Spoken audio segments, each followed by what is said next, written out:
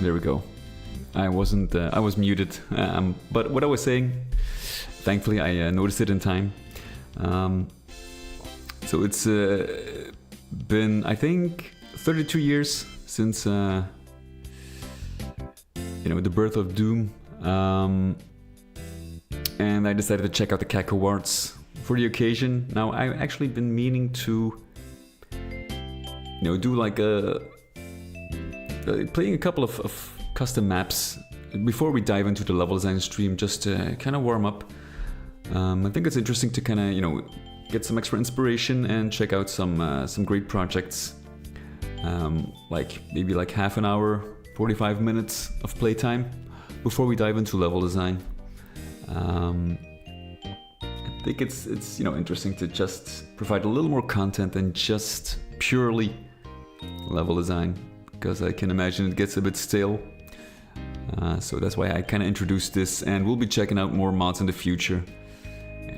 We can do like a small, like really short sessions before we continue with our own projects, and it kind of helps to get me motivated, to keep me motivated.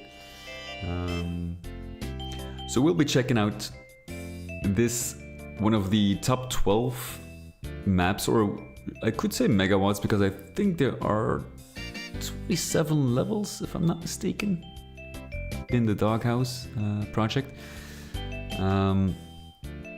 So I suggest we just dive in and see what it's all about.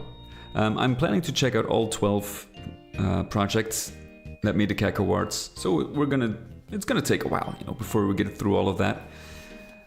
But like I said, I think it's a little more interesting than just dive immediately into level design, just to get a bit warmed up and to experience some more Doom.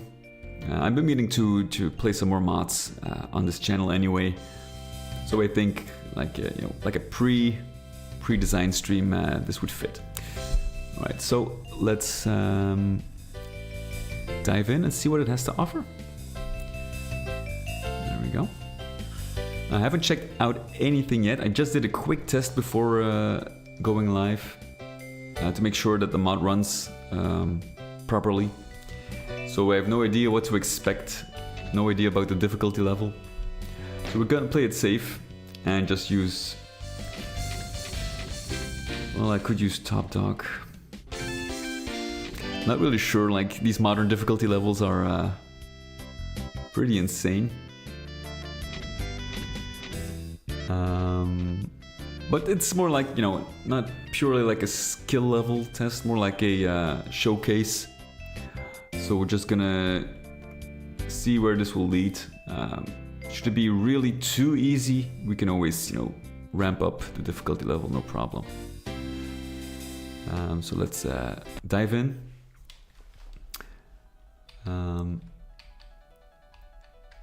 All right, this has a pretty classic feel, which is absolutely fine.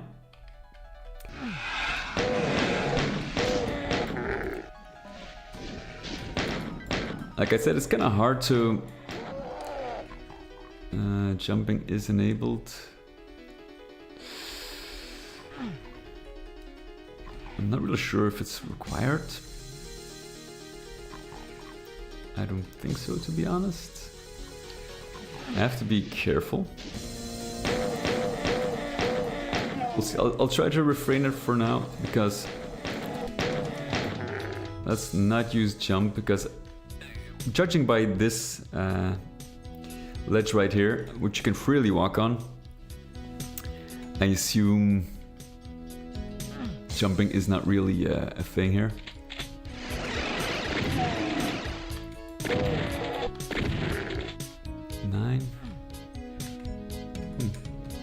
Is that an exit door stretched out?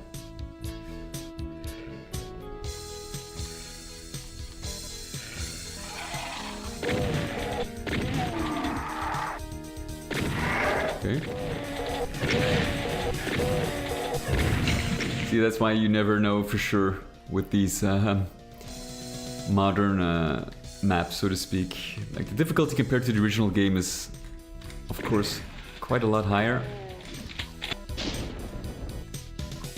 So what counts for ultra violence in the original Doom games definitely does not count here. It's not on the same level.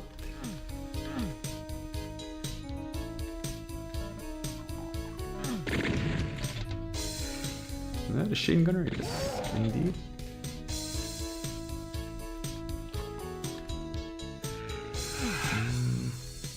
There is. Okay. So absolutely jumping is definitely not a thing here, so we're gonna refrain from that. That was a bad shot. Well, my Doom skills are definitely not what they used to be. And yeah. Oh god.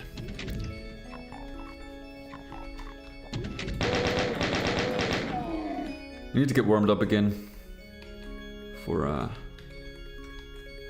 Doom and okay. Oh god.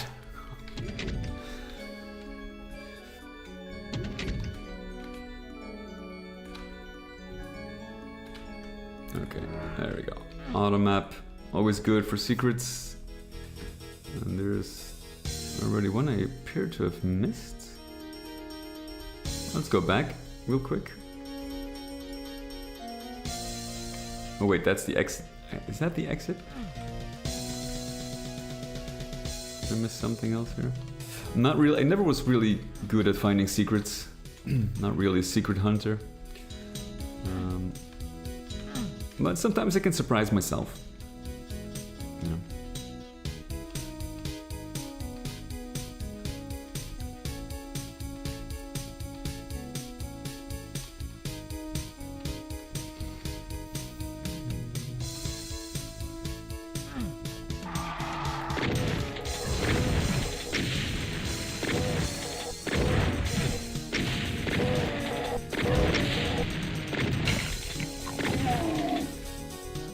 Okay.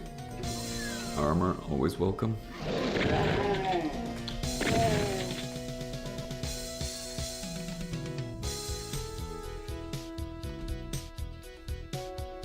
do like the skybox, like the green colors.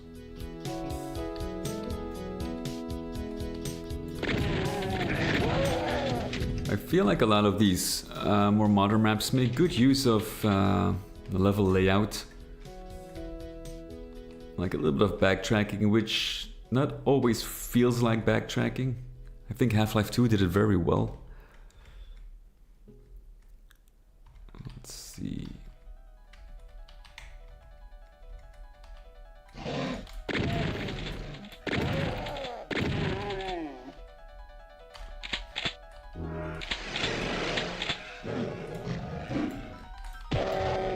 Like I feel like, you know, the levels are more thought out than the really old ones, which of course would make sense. What are the odds? Do I have a Shane gun actually? Oh yes, I do. Took it from the one earlier. Music is very soothing.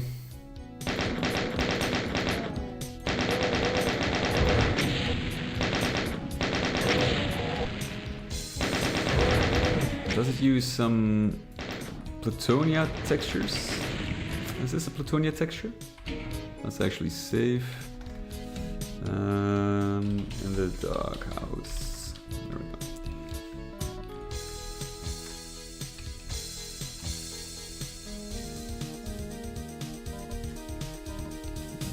There we go. Okay, that's the first one. Not too bad. Nothing too spectacular. I do feel like, you know, the layout is actually good. Definitely for a first map. I think it took him several years, the author. So I assume we're gonna see some change in quality, kind of depending on, you know, one thing I learned in my short professional game development stage is if you design levels for a game and you do multiple levels, it's wise to not start with the very first map in the game, because it's all about impressions. Like, the first impression is usually the most important one, and normally if you start working on your game, you're kind of learning the ropes, and usually the first level is not necessarily your best, so it's wise to kind of spread out. First you start with a level somewhere in the middle, then you go a little bit back, but definitely not use your first level or design the first level in the game as your first level, because you will see, like, usually, especially if there are multiple maps and the development time spans across several years, you will see a change in quality. Now, this is maybe different if you design your game around a hub system, but if you make levels in sequence, these are secrets, huh? You can notice the difference. I think it was the same for Unreal. Like, the first levels they designed were really good, and then by the end you can clearly see there was time pressure. And always felt like the levels in Unreal, the original Unreal, were oh shit, not good. They were a little bit undercooked, the later levels in Unreal. Yeah, we want that first, and this one. It's a nasty trap here.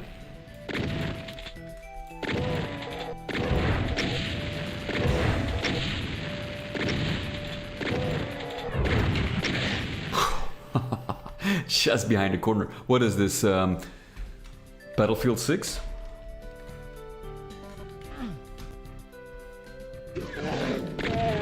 Man, I got some nasty traps in here. I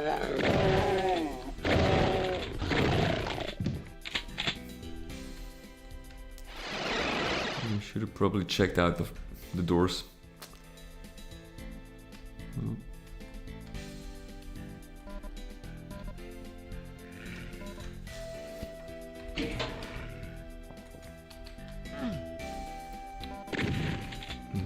That one.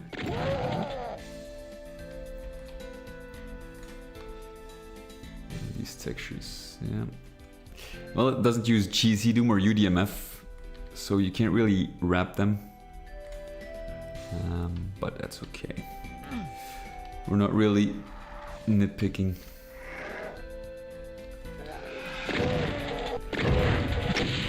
Yeah. It's kind of harder to see.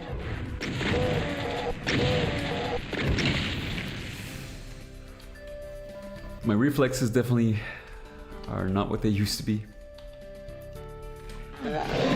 So I'm on, let's say, difficulty level dad mode or something, I don't know.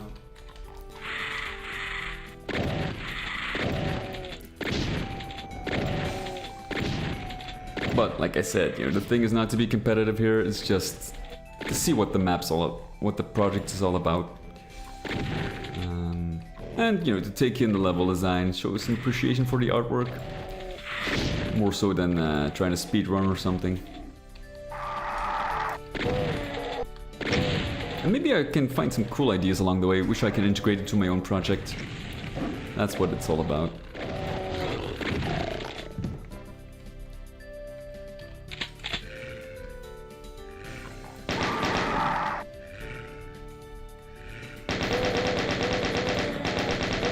Sound like an absolute Doom noob.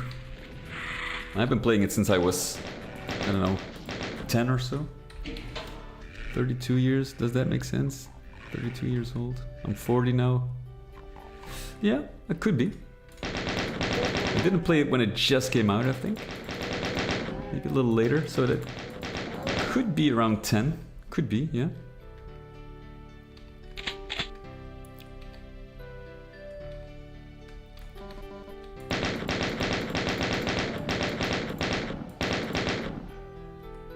That's a nice boat.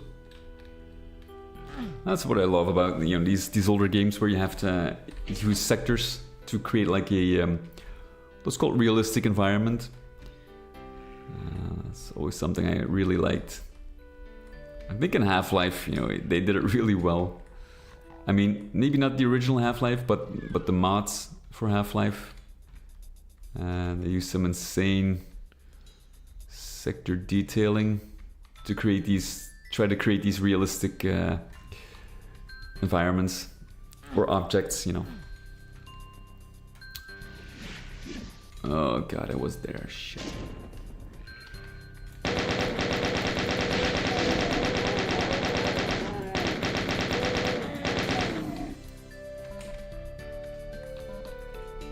There's a super shotgun.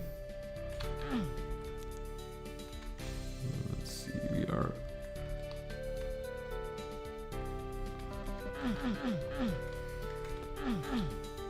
Oh, the yellow door is fairly close, I think. Should we go? No.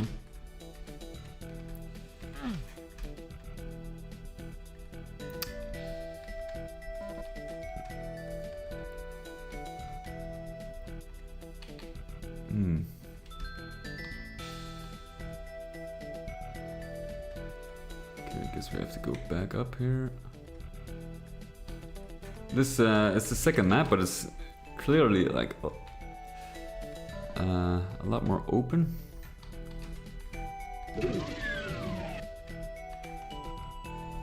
More detail, I think. Oh wait, did I use this door already? Oh, there we go.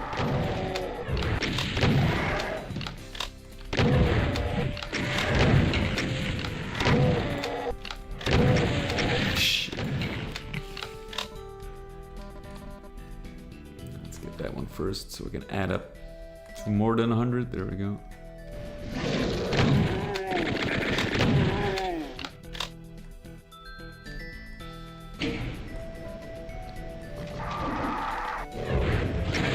Wow. Was that? Did I got bitten by a demon? For real?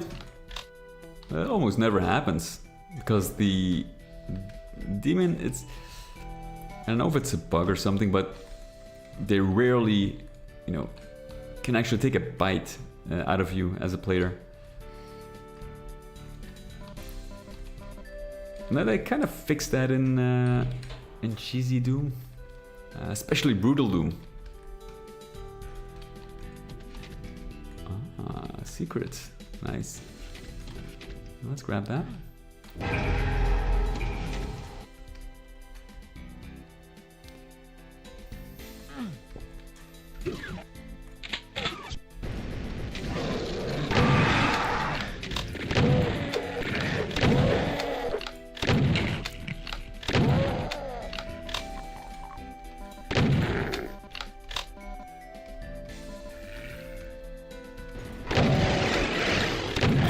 That is a nasty one.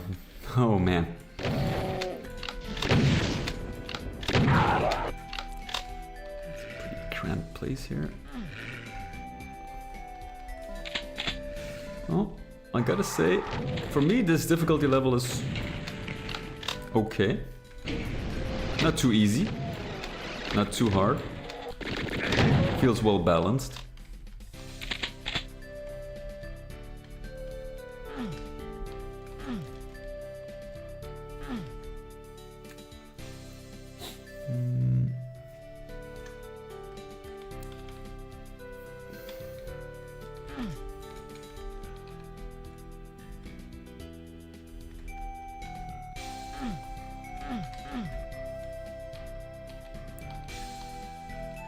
I see. There we go.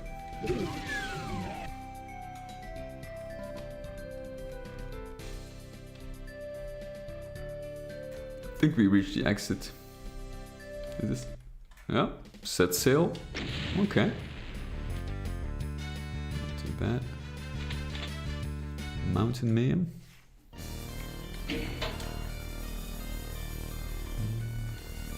Oof.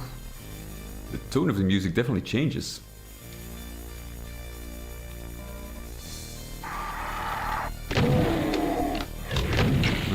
can hear why.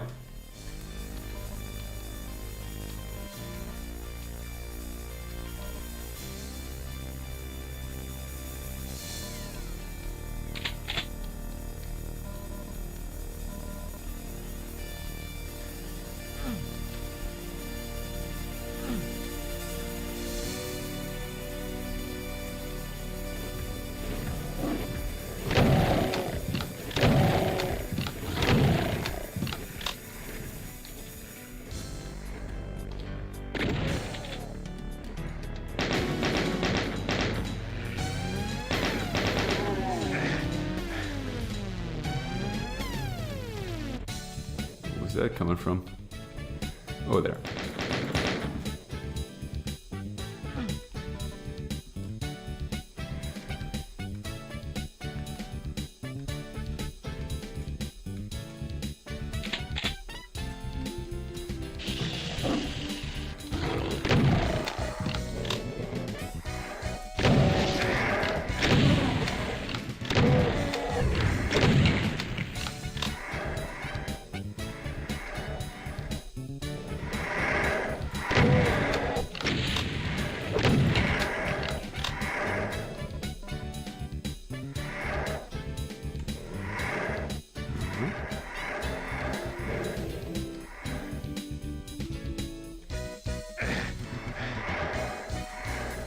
We'll have to come back later for this one.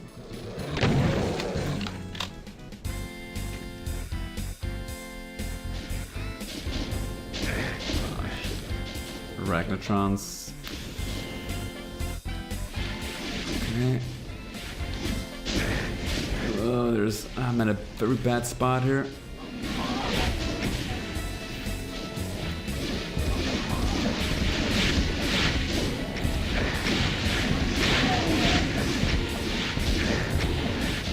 Holy shit.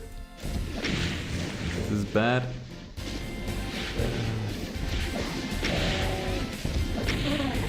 Okay, let's quickly grab this and let's do a quick save here.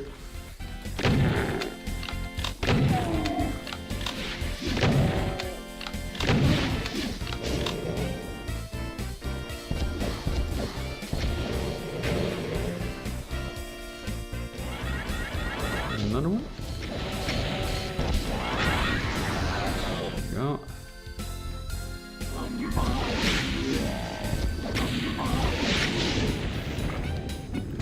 Okay, barely made it.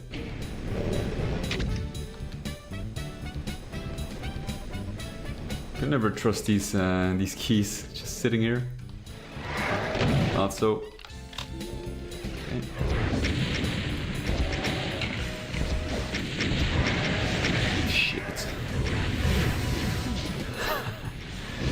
Oh, you get swarmed really quickly here. And I'm in a terrible position. Oh, an Archfire, well the hell not. Reviving. Shit, I can't reach him.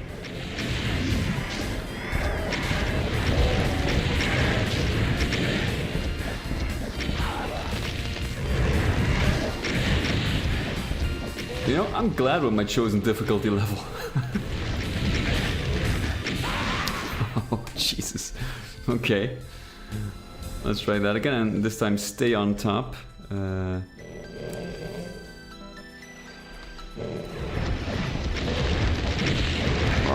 Fuck. Oh, God.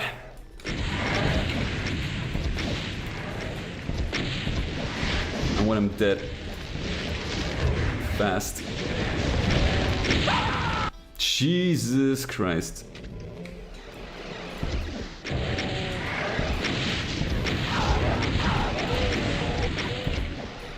Okay, no worries. A couple of tries. We'll get there.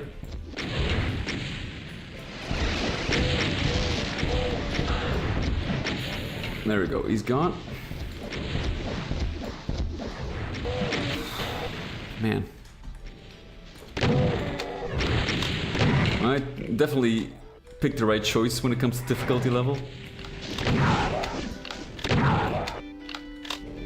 Okay.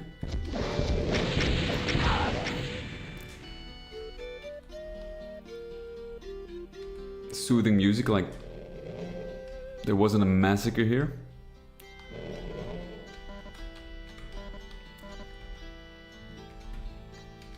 I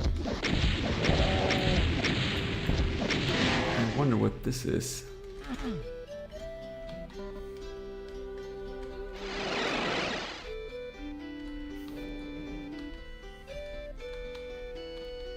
let's grab that armor. Of course.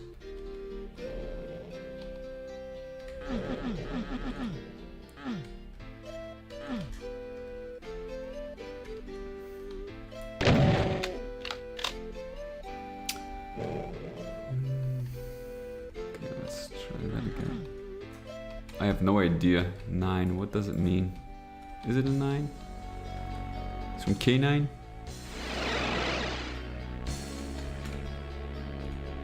I want to grab that armor. Oh, God. What a tease.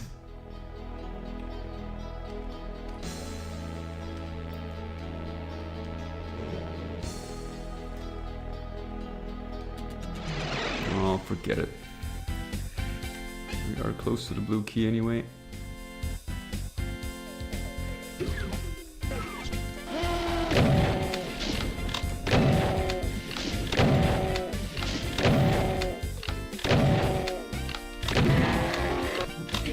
Real cozy there.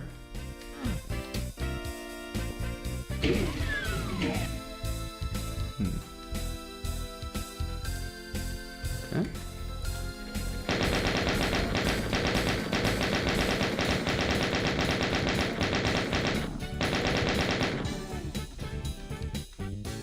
Let's save that for just a bit.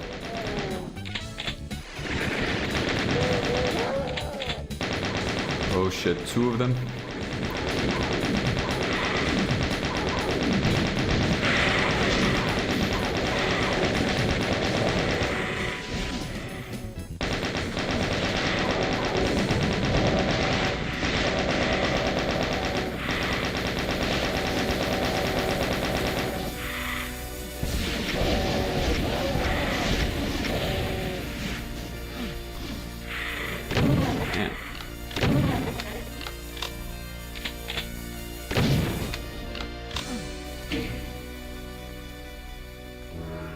Thank God I made the right choice here.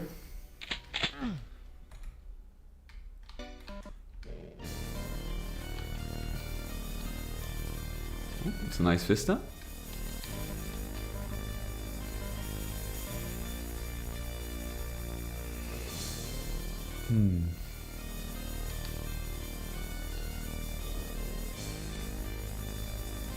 do we have? Red key. There's a red. No, is that the exit door? Or the red door? I have no idea.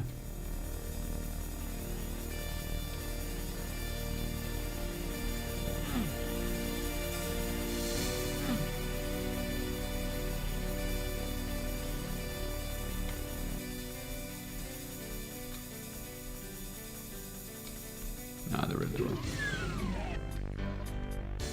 Everyone deeper into the cave.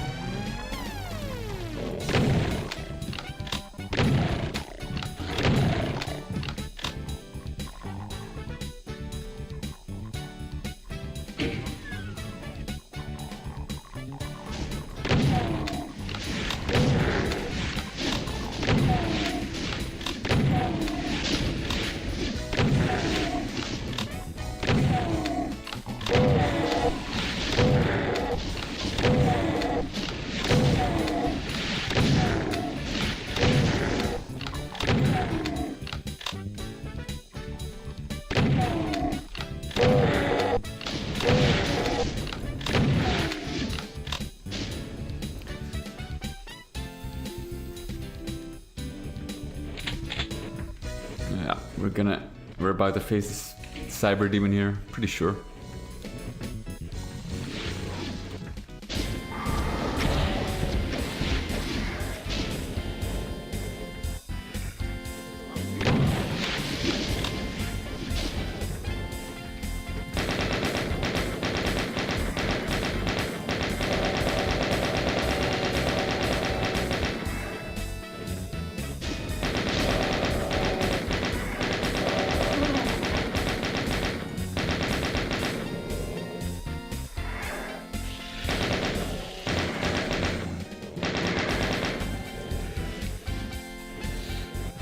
I'm pretty low. Be a little more careful with my ammo consumption.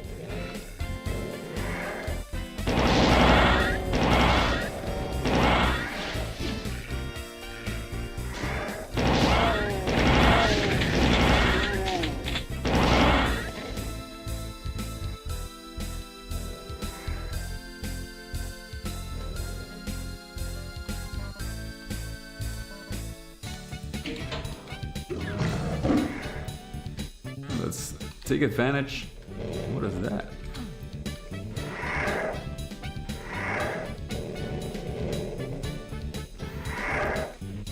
No, nothing here.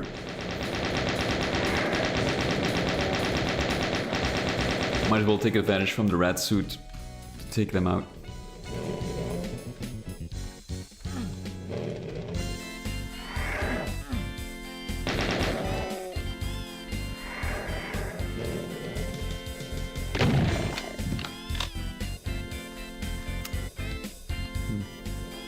Okay.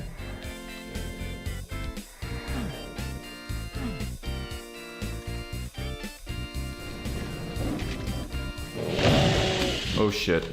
Haha. Like the way back, huh? Okay. Nasty traps, let me tell you that. Oh no, not that one.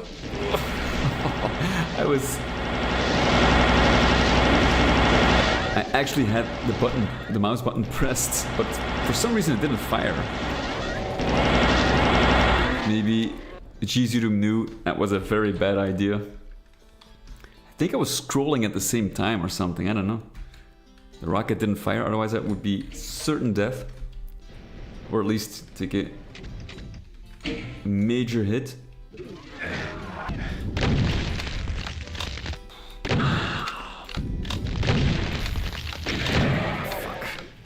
I was hoping to initiate its pain chance, but nope.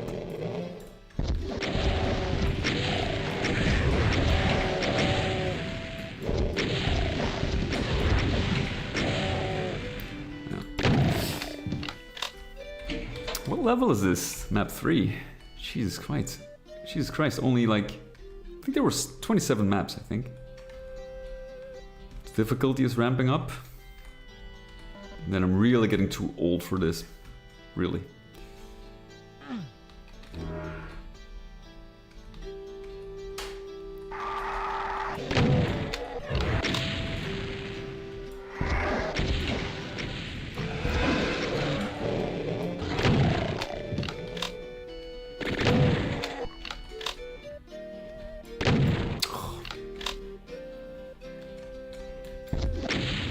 Come on.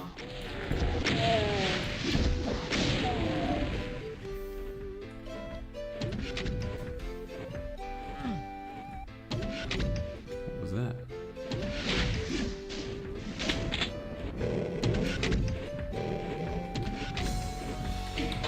Yeah, I don't know. Maybe not just yet.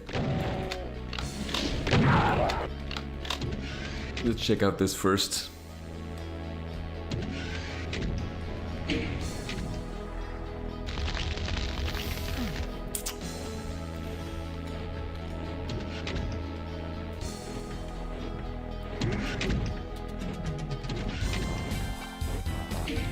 Bad feeling about this.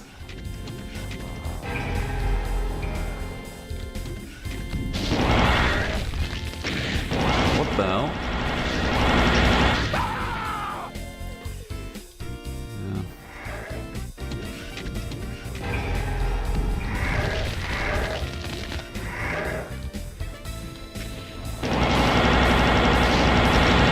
Goddamn. Son of a bitch.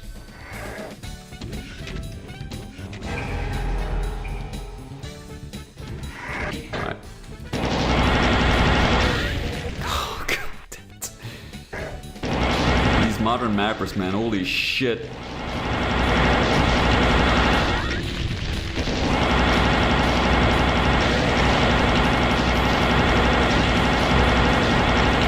I hate the sound of the plasma rifle. So loud, so annoying. So something I might want to change in my own mod actually.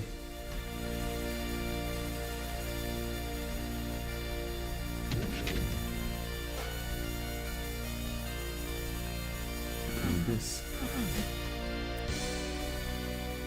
Oh, we're back at the start.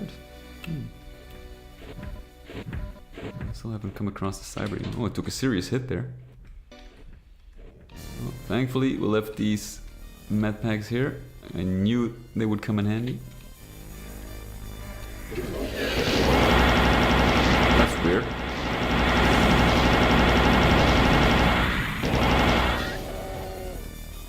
Is this the exit? The real exit? Yeah. Then we missed the cyber demon completely.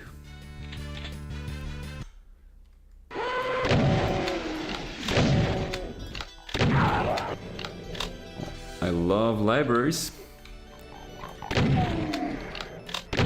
one looks pretty great.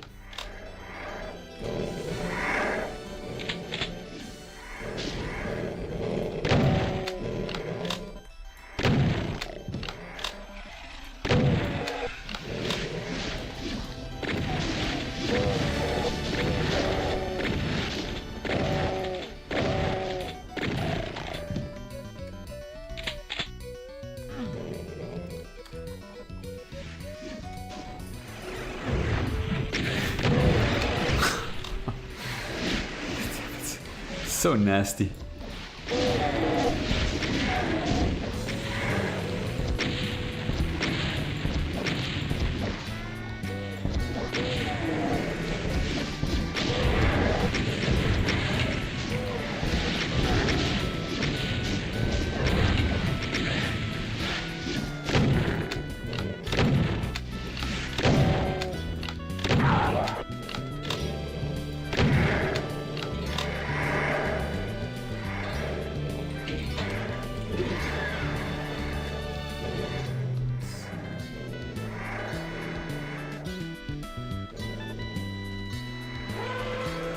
Oh wait, I already got a backpack. Oh. Okay.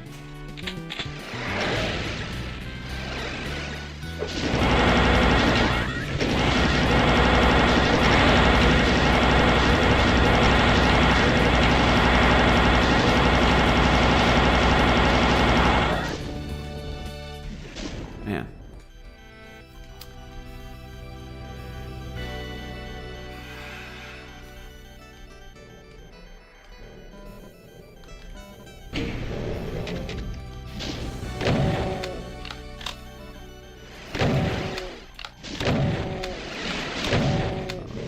It's like the cramped spaces make it really difficult.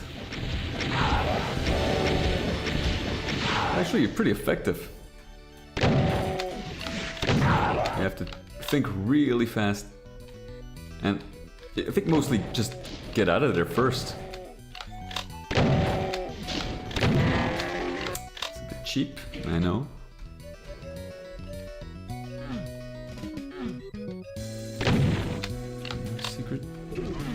Aha.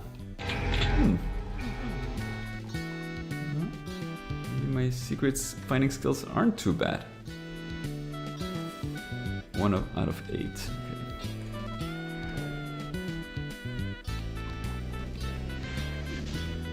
Okay.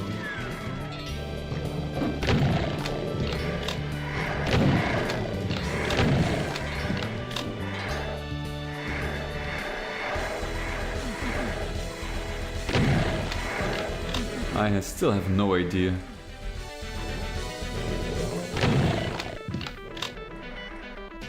Maybe I should check out the README before I jump in.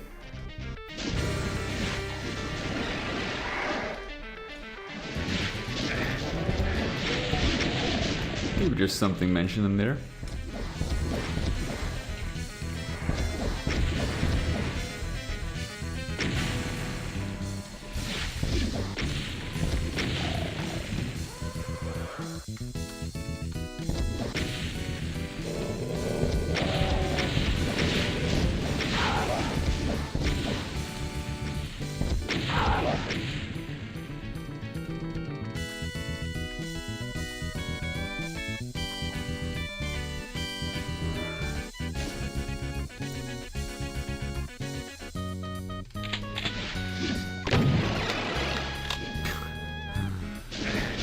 Okay. Another arch file. Wow. They spare no expenses. Oh, come on.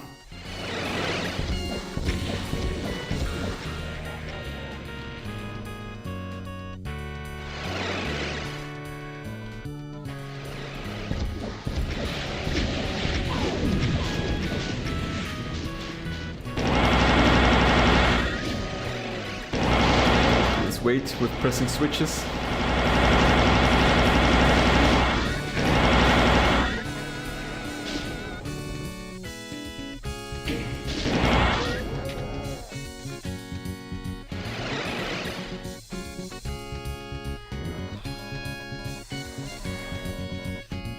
And this health always comes just in time.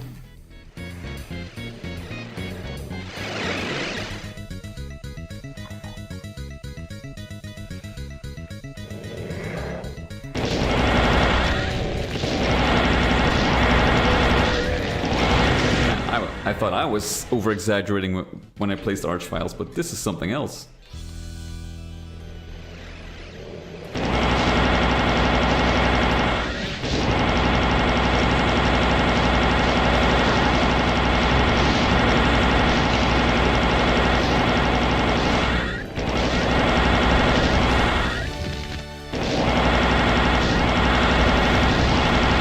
Get his ass, come on. There we go.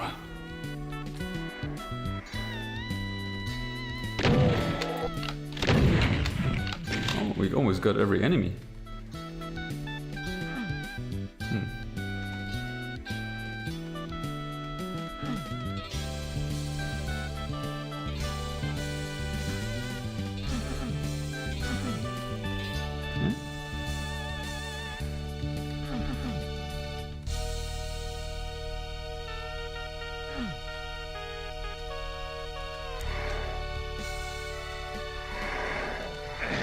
Exit. Oh, okay. Okay. Parker's Web. Alright, let's end it here. And let's jump into some level design. So far, gotta say it's a fun map.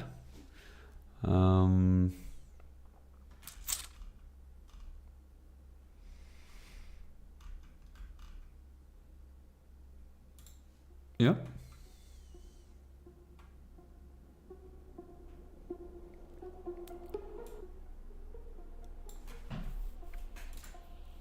All right, let's open up the editor.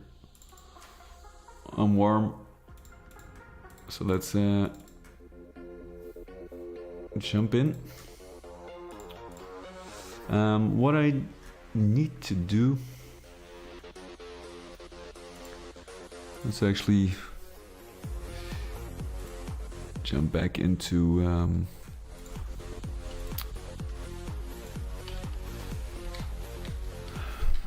own map. So what did we learn from our short play session?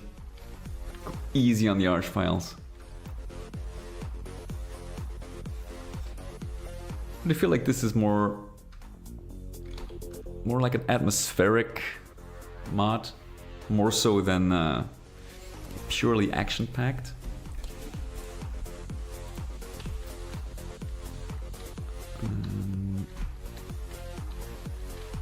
Okay, what I probably want to do at this point, I added this room in here just to have some sense in, like, this area is right here, but it wouldn't make sense if there was absolutely no access.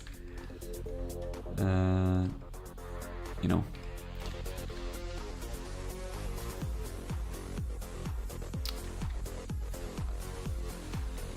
So, and that is, didn't I place? I probably removed them because of this one. Right.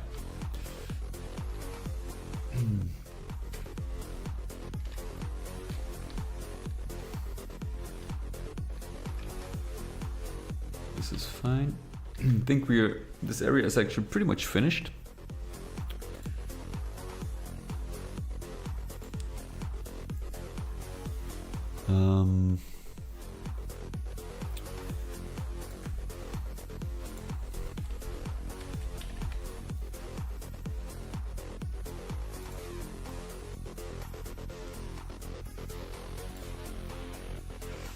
What else is there to do in this map? I probably will have to go over... I know what I was doing actually. Last time I was doing some work with the auto map to kind of remove some of the clutter.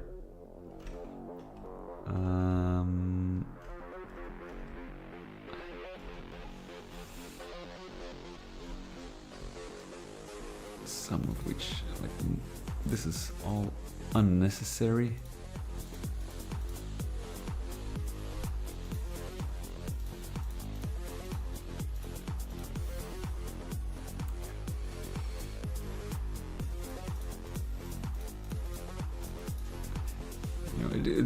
It only confuses the player. So most of these, because the yellow ones are usually different in ceiling heights, and I do try to keep some of them.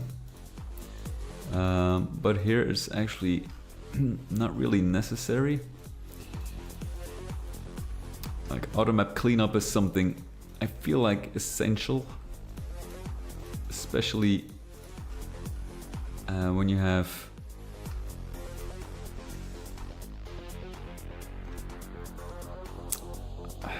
let's see, sometimes I have to see how it looks.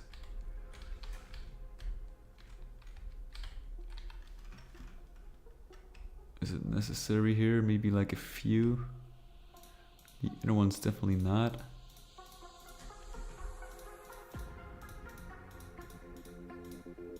Like I do try to keep some in for like a little easier map recognition. The yellow lines do draw some attention, especially here. These shapes kind of like, you know, it helps with navigation. So I feel like in this case I would leave them here, but do like a rough shape like this. Like that, for example. That would be enough.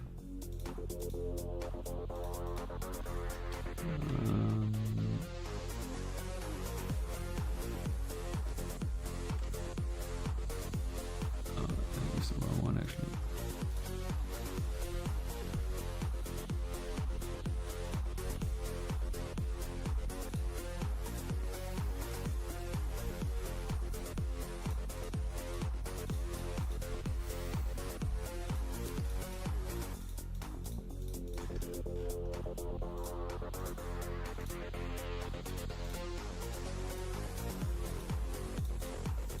This is actually something I easily forget, doing map cleanup, auto map cleanup. For this ones as well, like I know there are like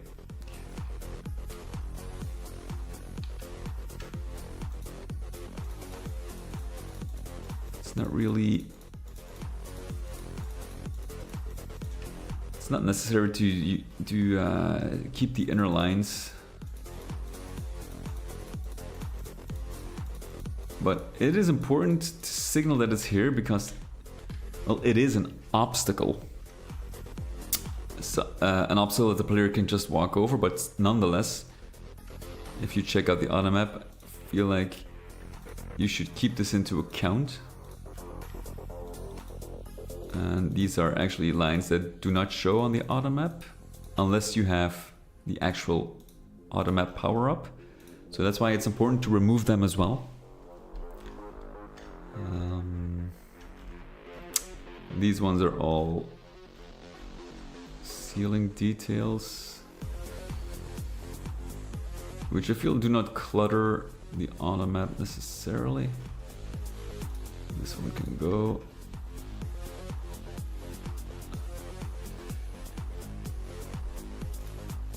These ones.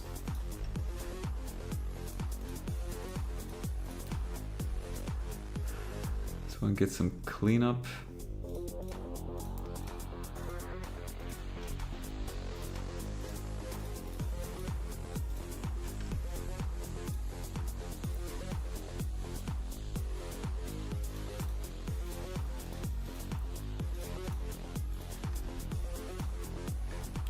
it's a small one. Okay. Again, this just has to do with the ceiling details, which do not obtrude in any way. And I feel this one can go as well. Also not necessary. It is ice, so actually.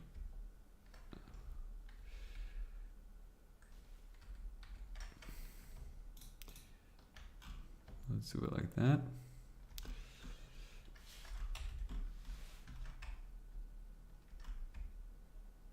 This one should be like, I feel like this will give if I leave this on, this will give a false impression. If you just use the automap, there is nothing here. It's just the ceiling that stretches out a little further. So you might give the player the impression that this is another platform, while it clearly is into the abyss. So in order to avoid those mistakes, I would prefer to remove them.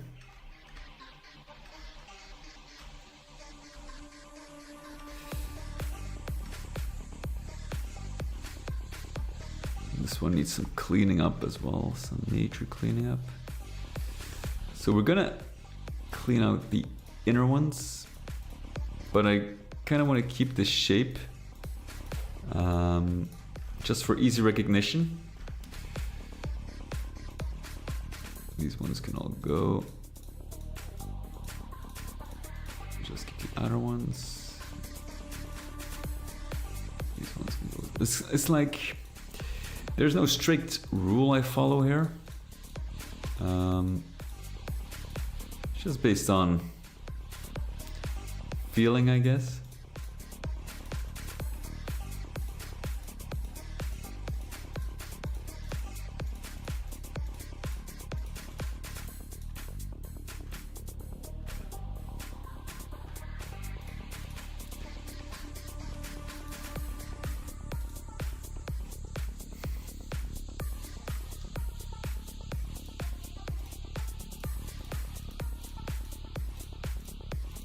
But just, you know, to keep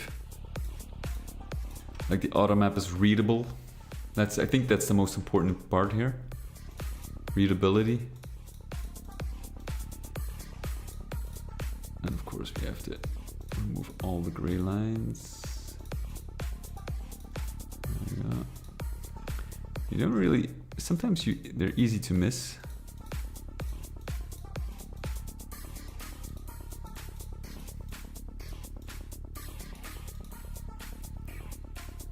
If there's some kind of automation for this, that would be awesome.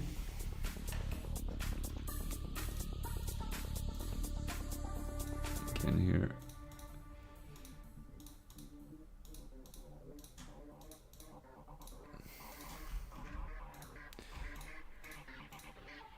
So I don't use any particular rule set to determine which lines can stay and which ones need to be removed. It's just based on, you know, what I see at the moment and how it corresponds to the level itself.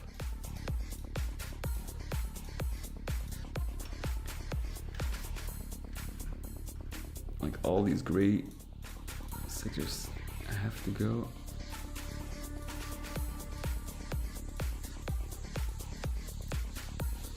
This is something you don't want to do this in one big session because it's very bad for the wrist. Lots of clicks here. I have to keep that in mind, otherwise I get injured. It's insane, huh? Yeah, I got an injury from Doom mapping.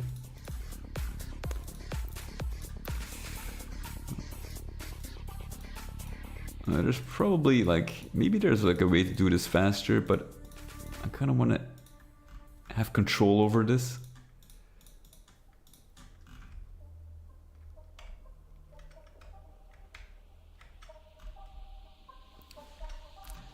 This one obviously is a secret already.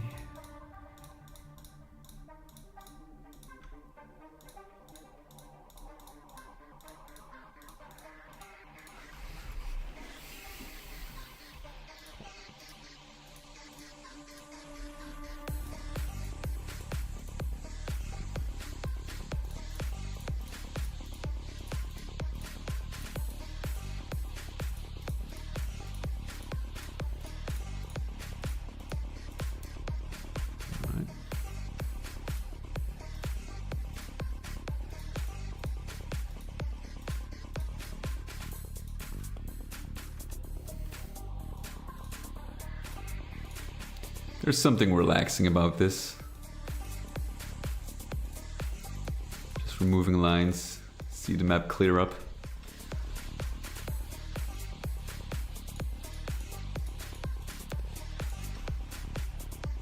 That's a lot better. To remove all the clutter.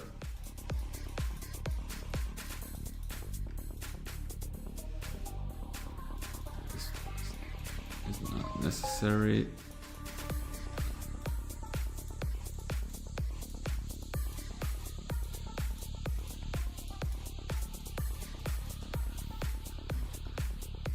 This one we can actually keep, because I feel this is also a very good landmark point on the map. Can remove these, however. And the inner one. There we go.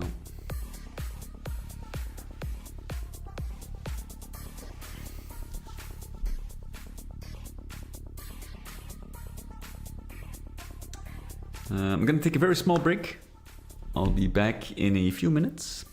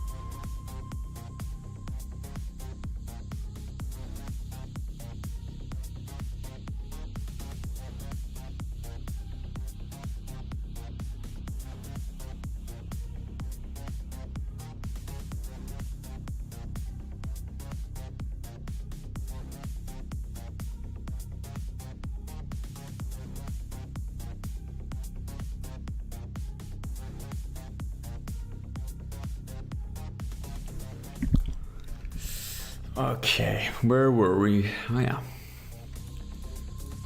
Oh, we've already filled in my shoulder. We're gonna, this is not the most interesting thing to watch, so we're going to just clean up a few more parts, and then we're gonna see. I have to think about what else there is to do still. I have to script the final boss.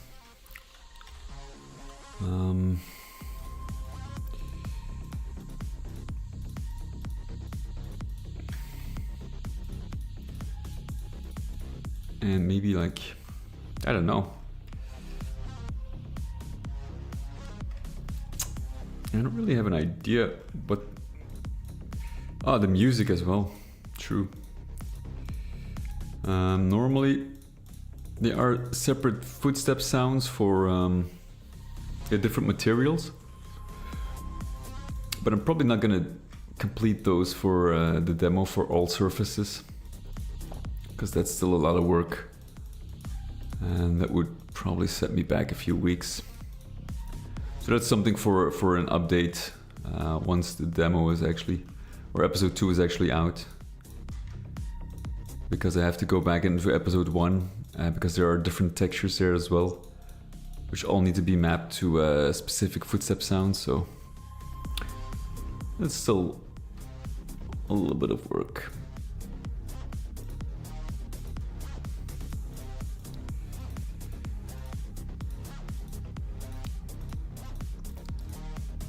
So usually I kind of underestimate all this, because this is still like a lot of work, which has to be, it has to be done.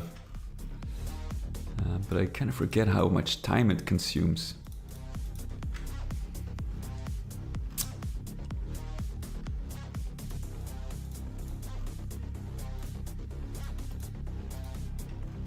I'm not really sure if I ever, like, in my older projects, I'm not really sure if I ever spent time on this. But then again, they weren't as detailed as this one. So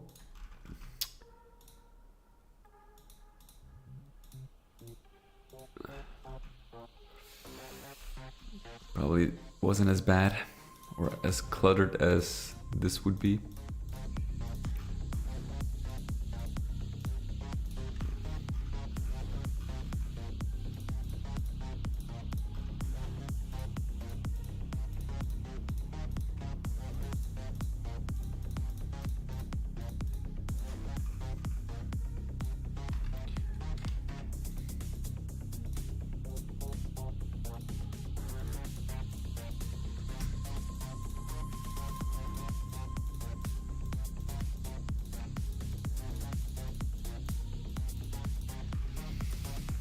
Okay, that looks better.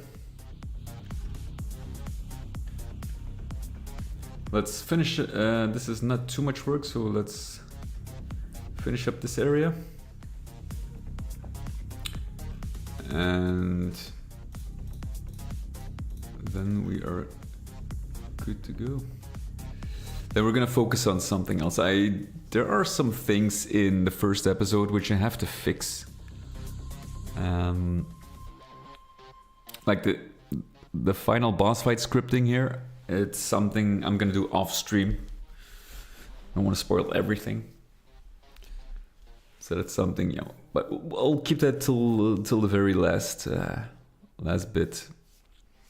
So all the testing we're gonna do, I can do that, just not the final fight.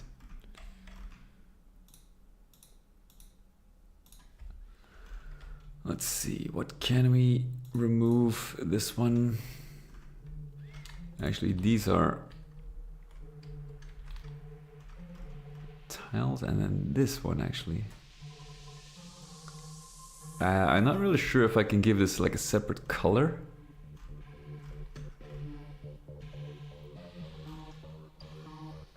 Because they are obstacles, but they don't register as obstacles because they are vertex manipulated. So in the engine they're actually flat. And that's why they don't, like in the auto map, they're considered flat. Because in the original Doom, this doesn't exist, of course. So they don't register as like a height difference, like these, for example. So that gives us a problem. But you know.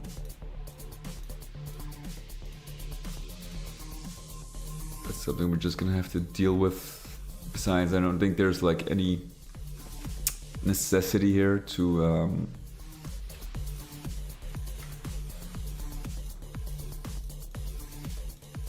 check the auto map. Remove a couple of excess lines here.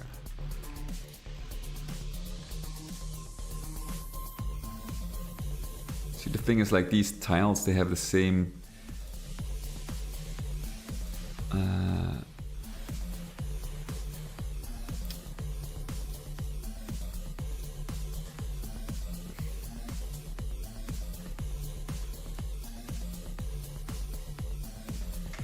that's why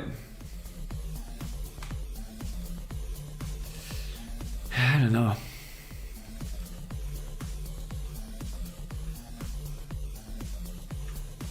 This is a hard area to kind of be consistent. Let's move these side lines.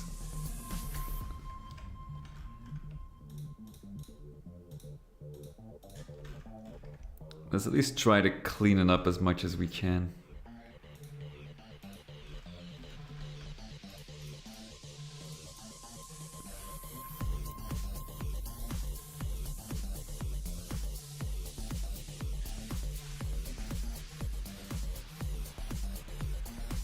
So you can definitely recognize this area in the auto map, you know, and that's what matters.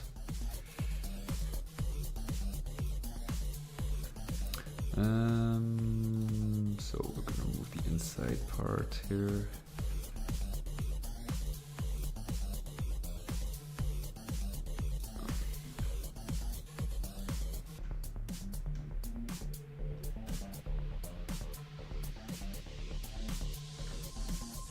I think this will be good enough.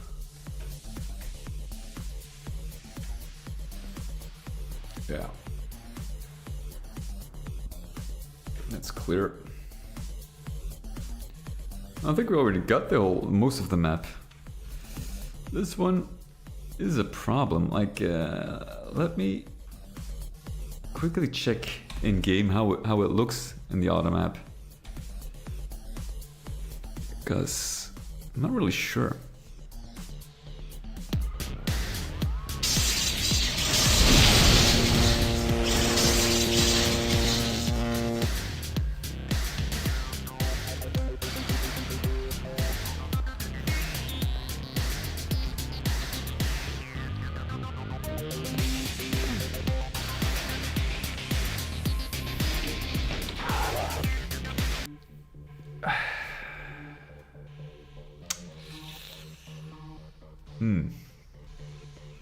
How do we deal with that?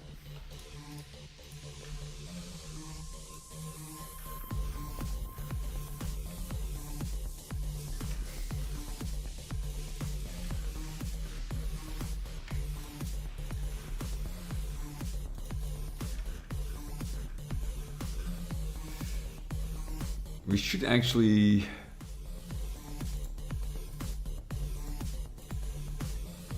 hidden lines.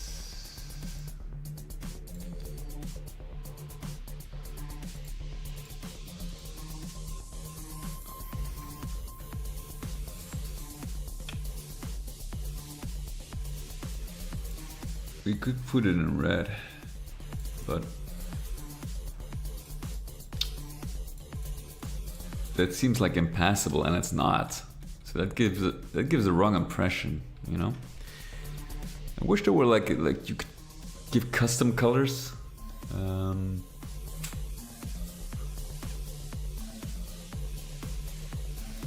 preset.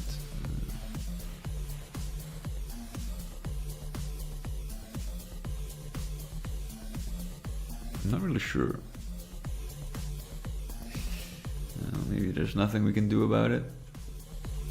So you can't really always rely on the auto map, I guess.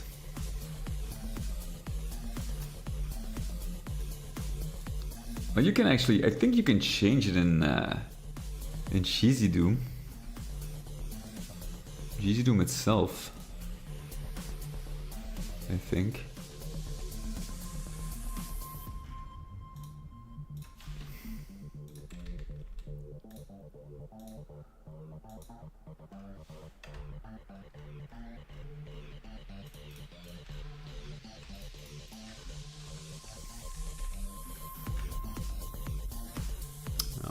And there I am, continuing.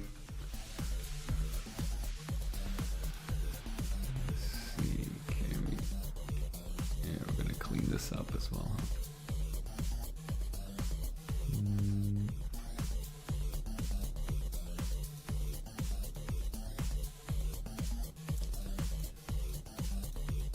That's all not necessary.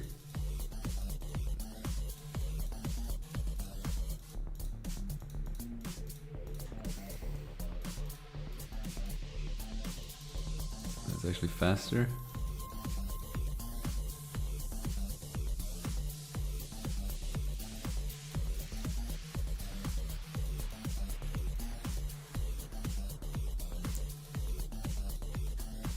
Now I can't remember if I actually cleaned up the other maps.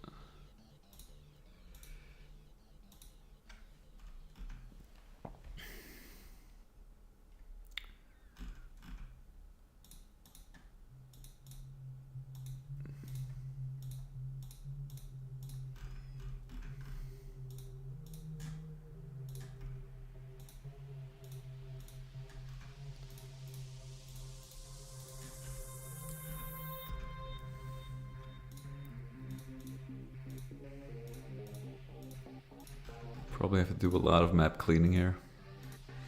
For the other maps in the pack, I think I only did one. Like for the demo, the first map of episode 2. Hey, La Kitty, good morning. Oh, morning. Okay, well here it's 4 o'clock in the afternoon. But good morning to you. The mapping is going good. And thank you so much for your extensive testing. Really helpful. I'm going to fix the issues that you addressed, but that's going to be after. Maybe I can fix a couple of issues, urgent issues in the second episode, the second level, the first level of the second episode, because that is something like that is a focal point of this release, the second episode. So there I feel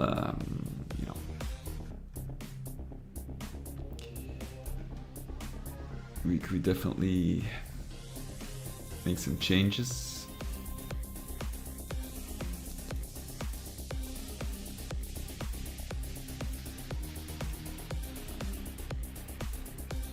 Let's see, remove these. You can just separate them like that. Okay, remove the inner ones.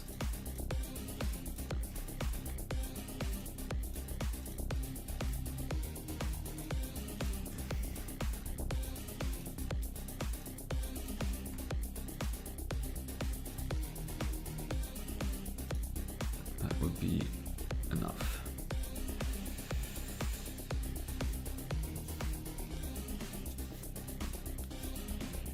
Yeah, absolutely.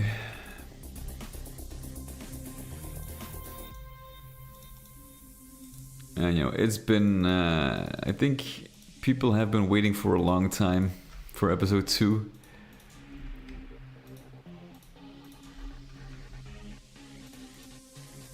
So it's only right if I give them what they want.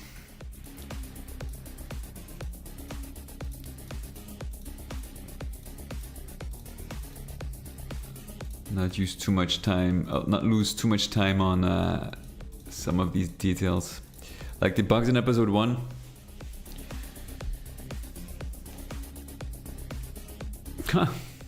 Well, I've been... Actually, how long have I been streaming? Definitely quite a few years.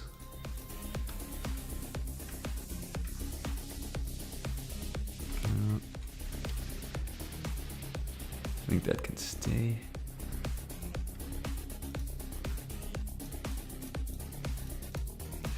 The only downside is like these lines are hidden in the original Doom, I think, but they do show up in GZ Doom, so you have to extra hide them for some reason. Otherwise they still show up on the auto map. If you get the full auto map, they still show up, and they can, like for this for example, they can still clutter.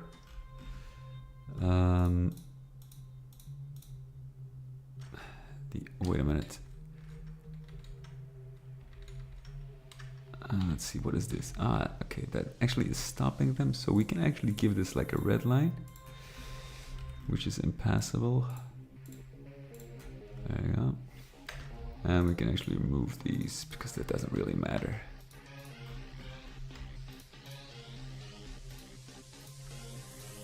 There we go.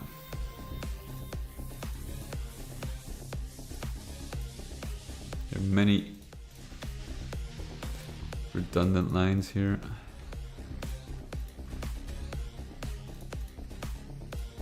And there's nothing worse than when you're a little bit lost, have a cluttered auto map.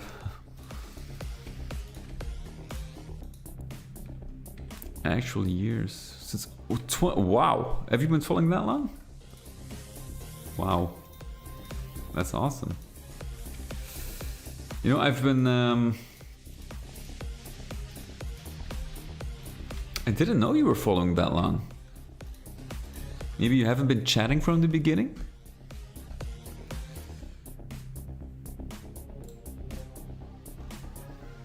Well, I feel like sometimes, you know, when it comes to like the whole streaming thing and not having played like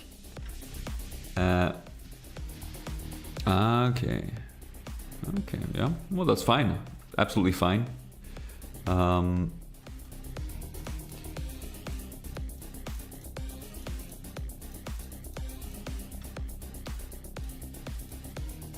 But you know, sometimes you can just watch some streams without, like I have watched streamers like Bridgeburner, for example. I've watched him quite a few times, and to be honest, I haven't played too many of his projects.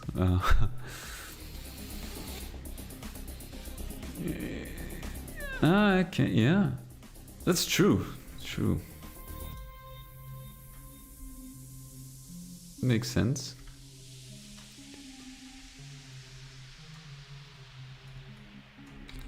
Well, that's great. Glad you like it. But you know, the main goal is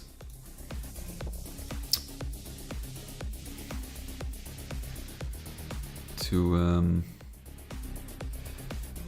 can we actually remove this? Just to have some fun. For me, it helps because if I don't stream, the mapping progress or process is a lot less fun, you know. This kind of takes away a little bit of that you have to map.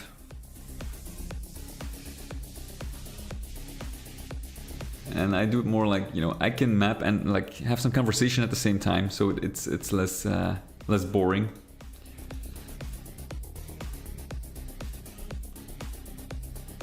And while we're at it, learn quite a lot in the process as well. because I have been given some great tips and tricks when it comes to. I'm still learning every day when it comes to Doom Builder and cheesy Doom in general.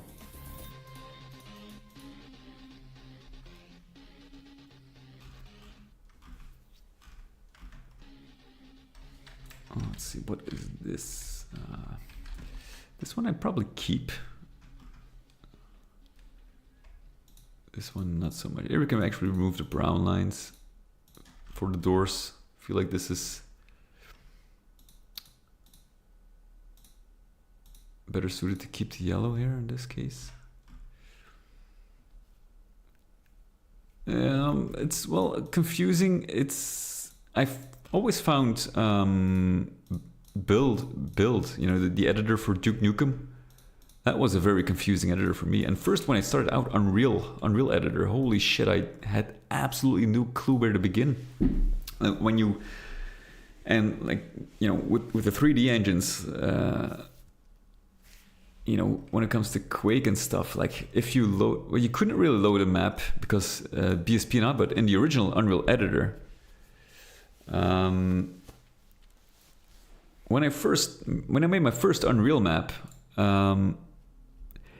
like you could actually load up the original maps in the editor. They're not like processed or compiled, so you can load it up. And like when I saw that first map, like there were like 1,000 lines running across each other. Like it was insanity.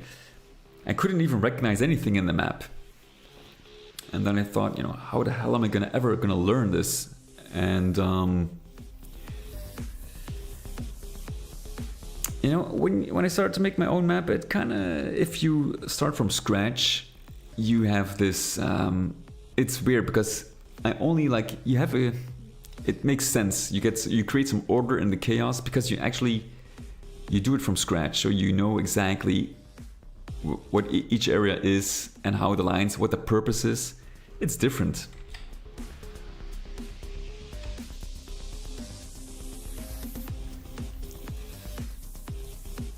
But I've been mapping since I was 12, I think. Since I was 12 years old.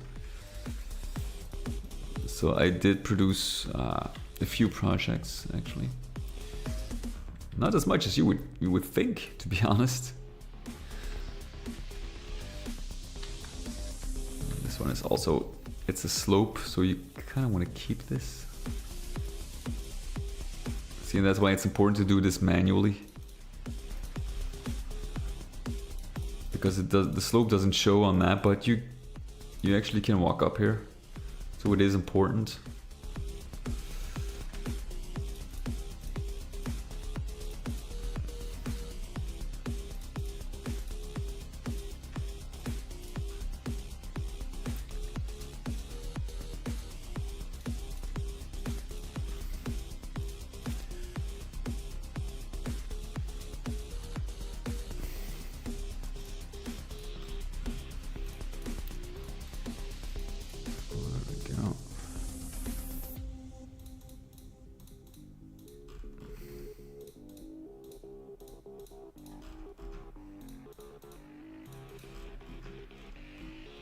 It's not the most fun thing to do, but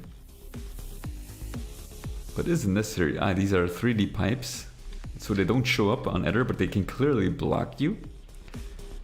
So I kind of want to keep in these lines because they do show up in Cheesy Doom. These ones are then completely unnecessary. Hold on. No, these ones are not. Because they are slopes. There we go. This one can go, and all of these can go as well.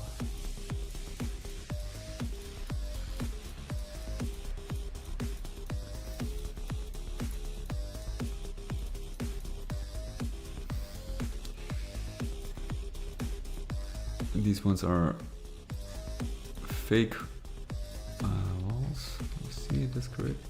Yeah, I usually do like to have multi-texturing. You can create these sectors, but what do we have here? I don't think these are necessary.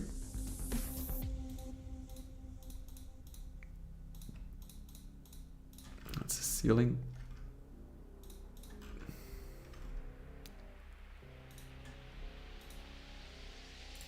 Again, there we go.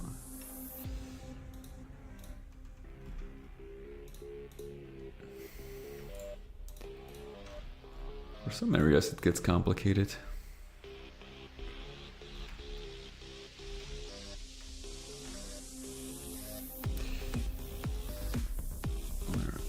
A lot less clutter. And these ones can all go completely, because these are all 3D floors. I mean, control sectors. Can we actually... Can we hide them? Not shown on map. Is that the thing you have to do?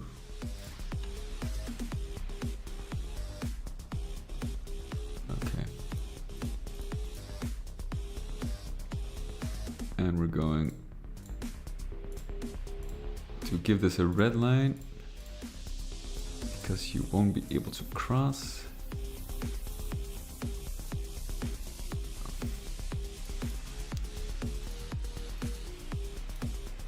So the player will know that there's no need to jump in here.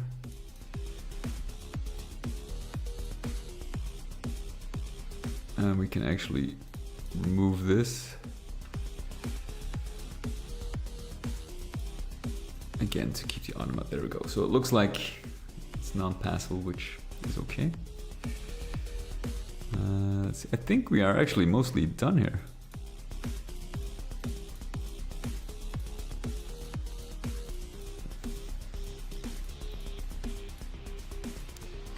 Couple of things for landmarks.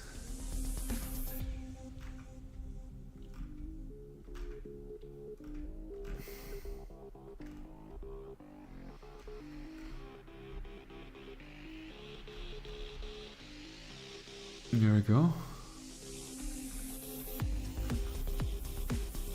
Let's see, let's check it out on wireframe. That's even better.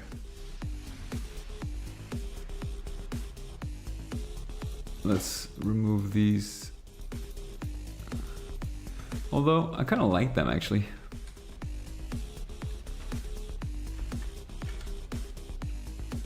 It's also part of a landmark. Like on a map, you should, you know, it makes it easy to identify some areas.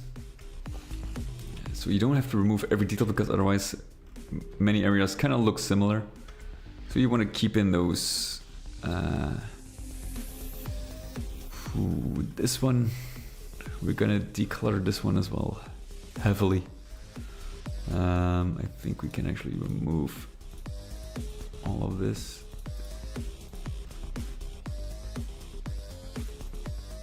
There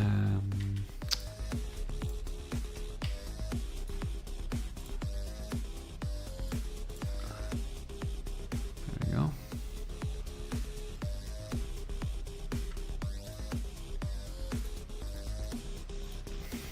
Let's actually, let's use a simpler method here. Let's hide all of it. Not shown on map. And then we can actually add it back in.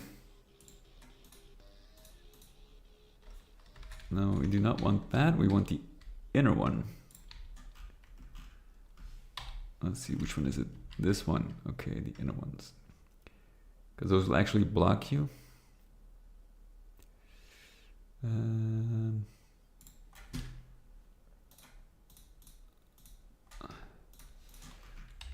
There we go. And we're gonna put this in red as well, because they will eventually stop the player.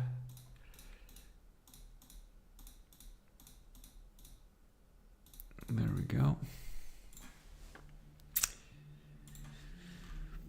Control sectors are magic boxes. Absolutely, absolutely. Absolutely.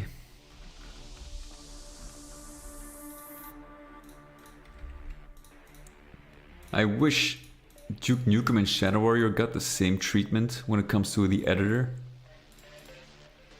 and ports. You know, like GZ Doom would be insanely cool.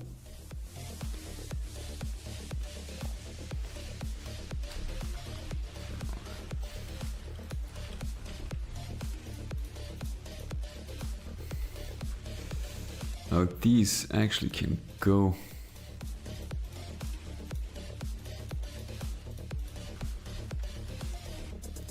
Not like the player will be able to make much use of the auto map here.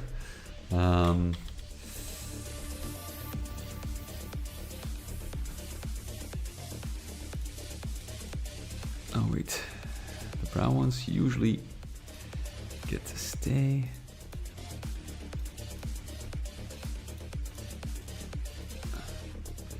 Now,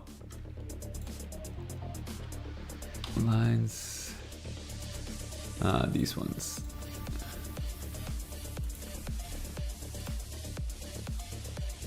These are the third. Okay, we're gonna give them this color, and all the rest can go.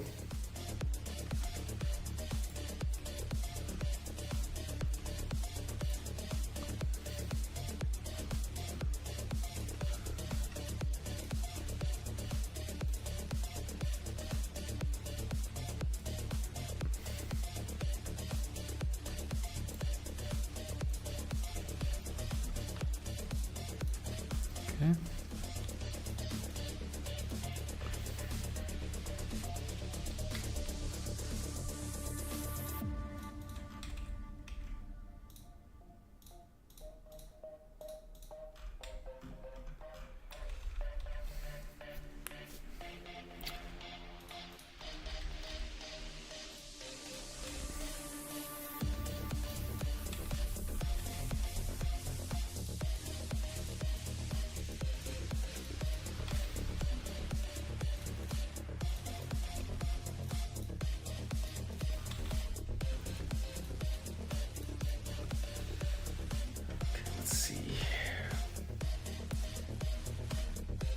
This one is something I definitely gonna remove. Absolutely serves no purpose.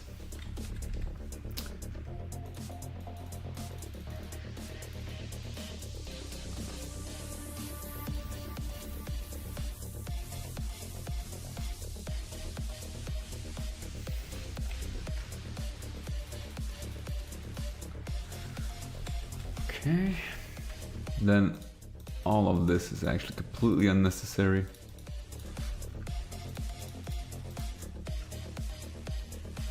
We're gonna block this off actually completely. Wait, not this one? I think this one. Is that the second one? Yeah.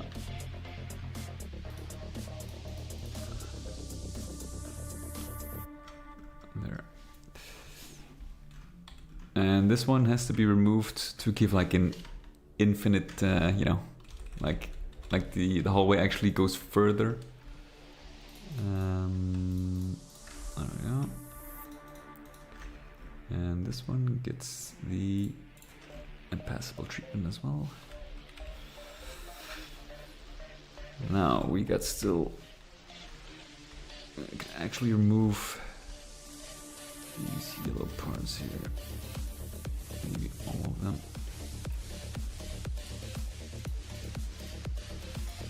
Except these ones.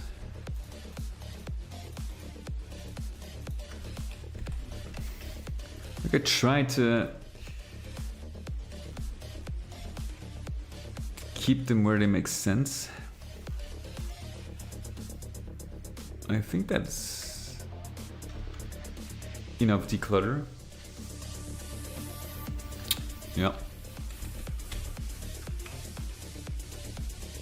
that is the entire map as viewed in the auto map, which I'm happy with. That's good.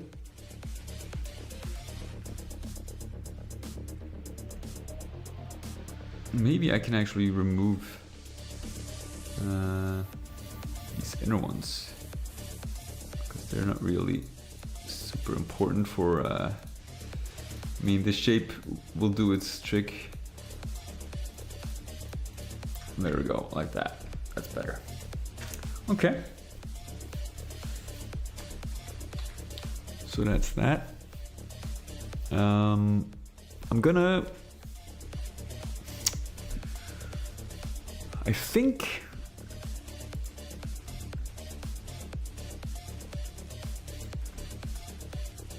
I'm gonna remove the... This is the switch, actually. There we go. Let's have a look. Now the only thing I have to do is find some proper soundtracks. Let's turn this down. Let's have a look at the auto map.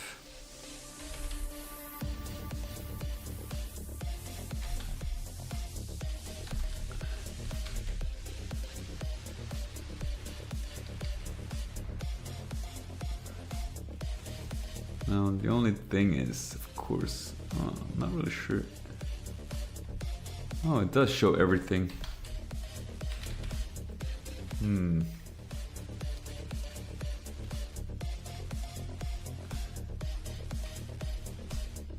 Well, this shows underneath, which is fine. You can't really avoid that.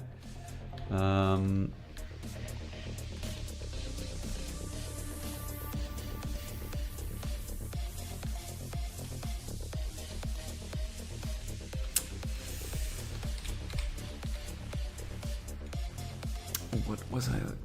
Oh yeah. Let's see. Okay, this is fine.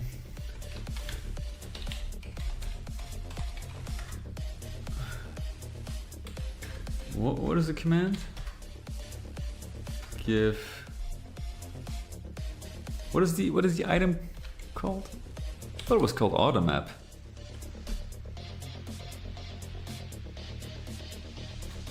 There is something there. Like the auto map, computer map. Huh?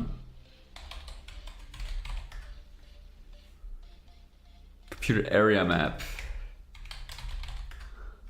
Haha, there we go. Oh, it didn't work. Well, it does seem to exist. Oh wait, oh yeah, true. I did actually, yeah, it worked. Unfortunately, it shows everything. Let's have a look. Yeah, even those things. Which actually I do not want. So the map does get cluttered.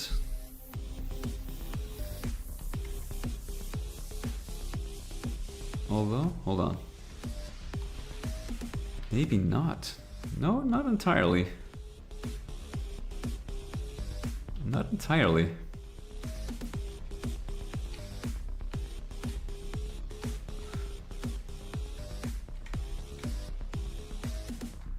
There is something I forgot. Oh, there are a couple of things I forgot. Yeah, not entirely. Okay, that's good to know.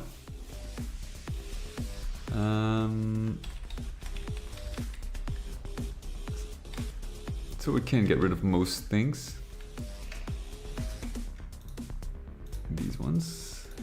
And there are a couple here. I think it's really hard to see like these grayed areas. Easy to miss.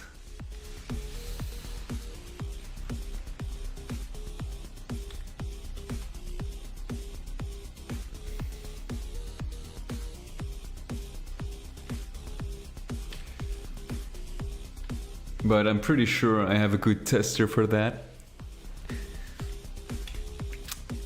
Should I miss something in the final version.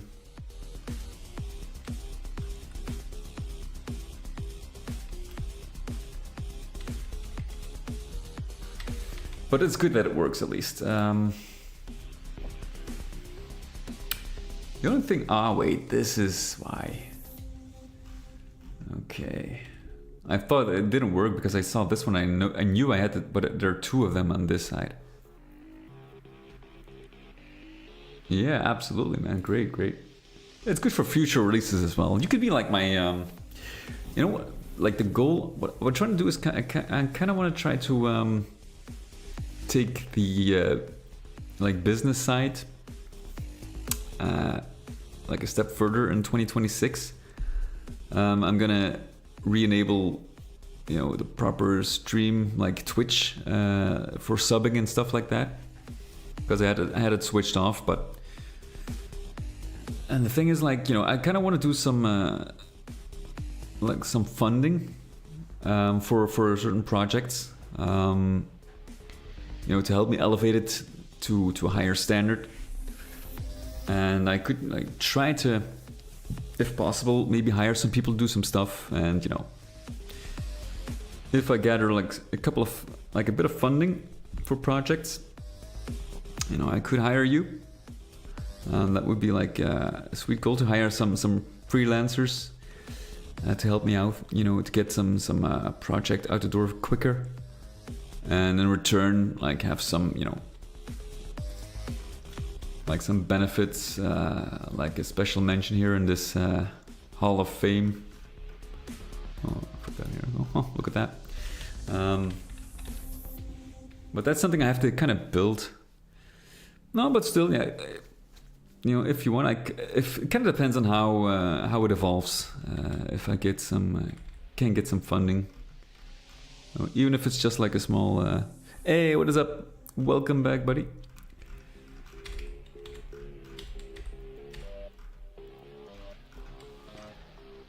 Oh, these things can go actually as well.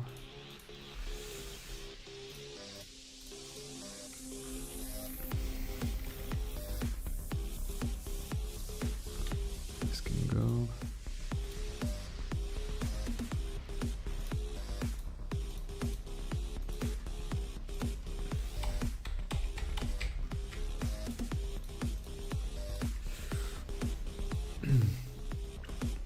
Oh, thank you, but it's been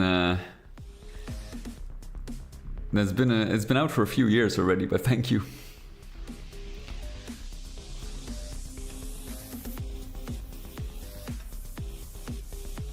Yeah, it's not really co-op compatible. You can try, but it's not built for co-op. It might work, but I'm not really certain.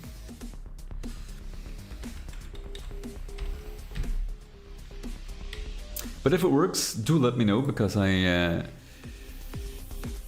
only has one player start. But should it be like, if you record it, do send me some footage if you like, because I'm interested to see how the experience would be, and if it turns out to be really good for some reason. I would be... Oh, I might take this into account in future releases, to add a co-op element. But I'm not... like, the reason why I didn't implement co-op in the original project, because I always assumed there's not a huge market for co-op Doom anymore. Or not a huge audience. And it's something like you have to, when you make maps with co-op in mind, there are a few things you have to keep in, you have to take into account as well. Like some things can break the level, whereas for a single player it's a lot easier. You know, if you close, like, to give you an example, if you enter like an area with a boss fight, you can close it off, right? If you do single player, you can close off the area and you have your boss fight. But if you're in co-op mode,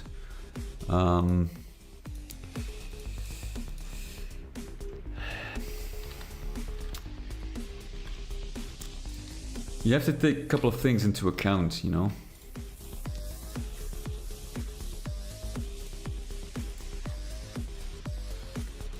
Because you don't want the player to get stuck.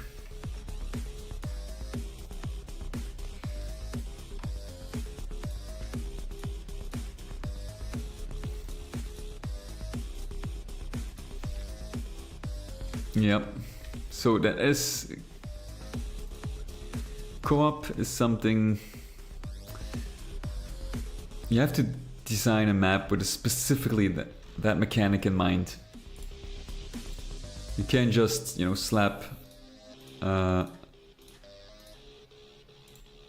just build a map and slap co-op. Like put in some player starts and be done with it. That's not how it works.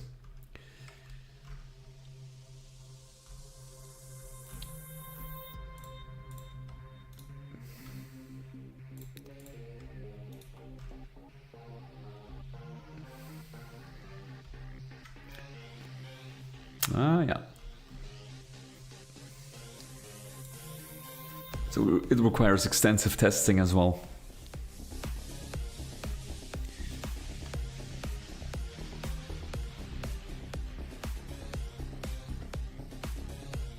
Oh, I forgot about these.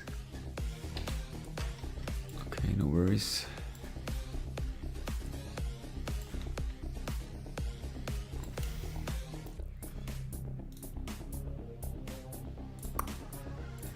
No problem solved.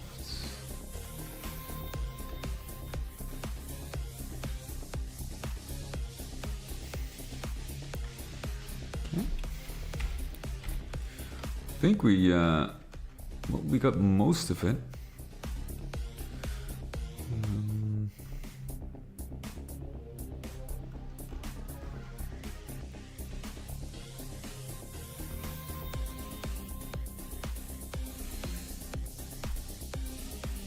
Yeah, that's awesome. That's awesome. Now keep in mind though, it's not built for co-op, so chances are very likely you're gonna get stuck somewhere. Especially when it comes to maybe the final boss fights. There's no turning back. I'm not really sure if spawning is... I don't know, you have to test it out. If it works really well...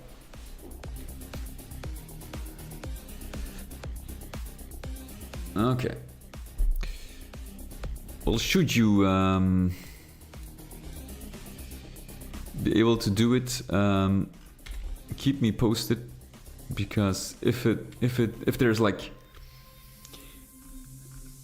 minimal effort for me, like, you know, if it's easy to actually implement it by making a few changes, like if I have to fundamentally change certain aspects of the level, I'm probably not gonna do it.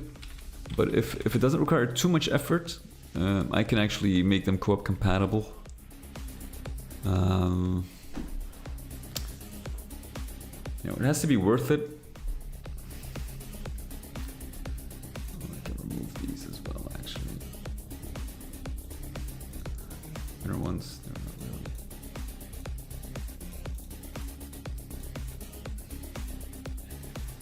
But I definitely look forward.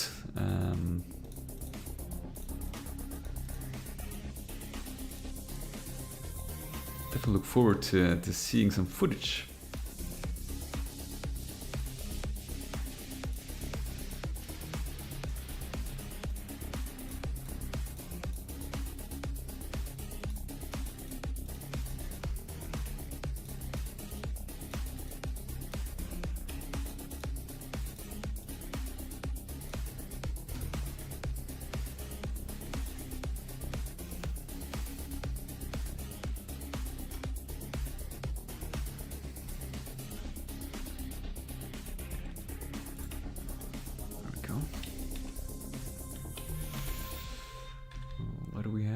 This is the bridge crossing. We can remove the inner ones. Yeah. There we go.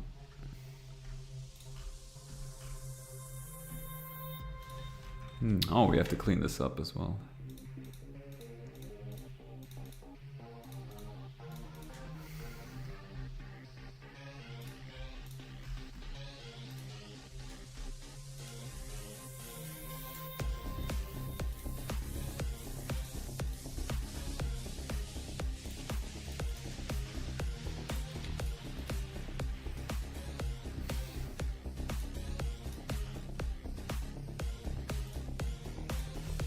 And this is a hub map, so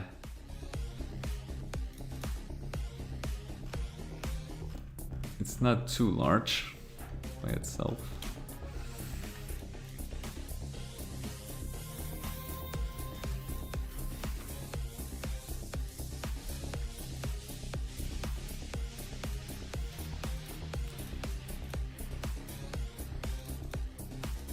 It's a little bit too messy here. Oh, wait a minute. Is that a...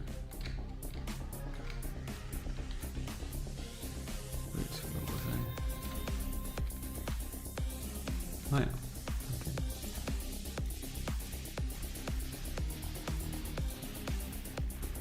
This might be confusing otherwise.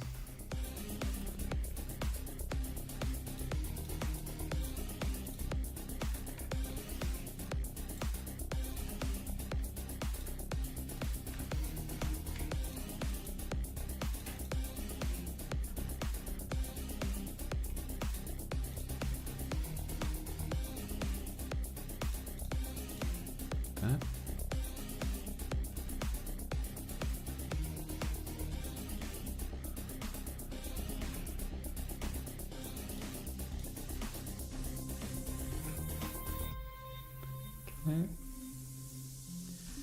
That will do.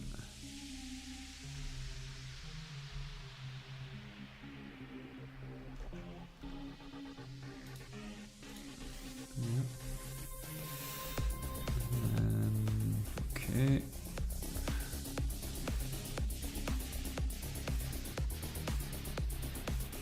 Let's see, what is this?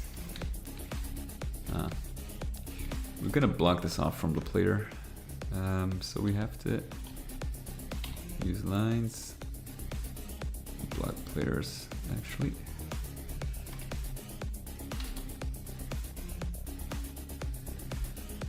These are details in the auto map I feel that are not really necessary, so we're just gonna pretend they don't exist. There we go, just for the auto map.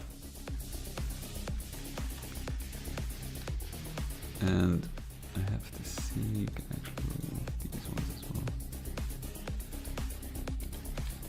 well. These ones are obstacles. Like this, you know, you can actually, I can just block it off, make sure the player doesn't get stuck here.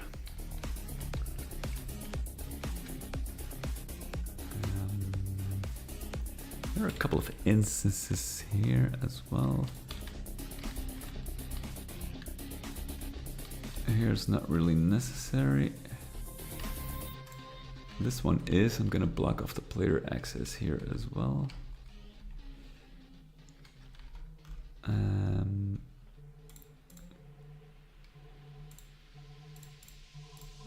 Let's see, where is it? This one.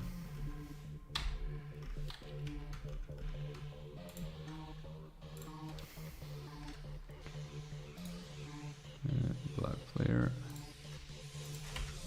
That's only the only thing that's required, because I don't want it to block monsters.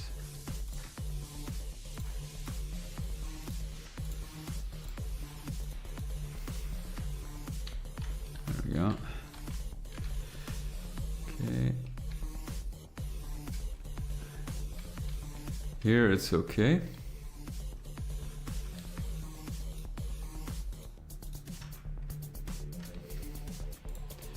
Or actually,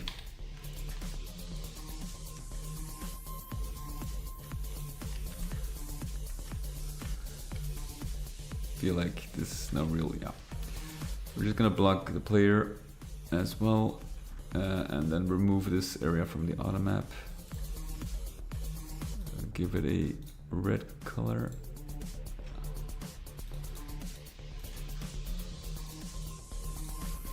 They're not an integral part of the map, you know. It's just detail, sector detailing.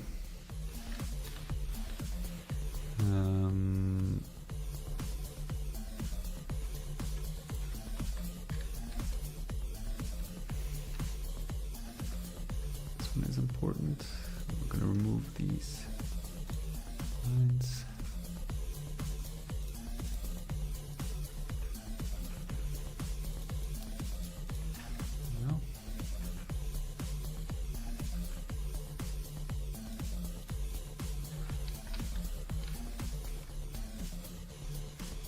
also not really necessary, but enough to kind of recognize the map.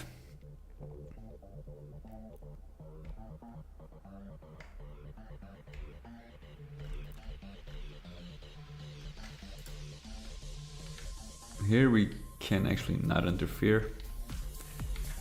That's fine.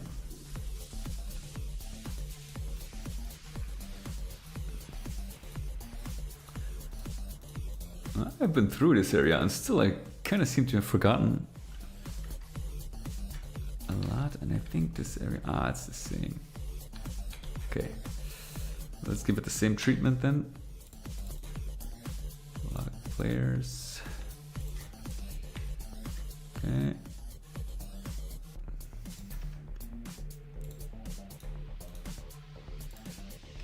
Oh. There we go.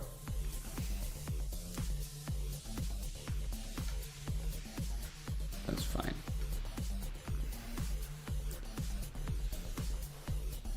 There we go.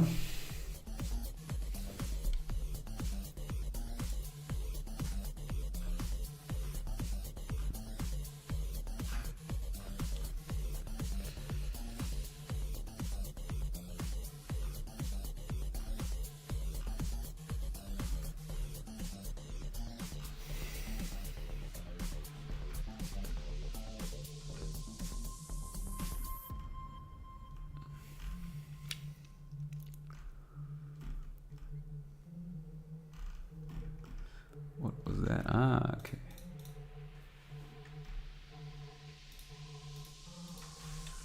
Yeah, we definitely would have to run this in-game with auto map enabled to see if there's anything I missed, because the gray lines are actually very easy. As you can see here, the color difference is minimal. I wish that wasn't the case.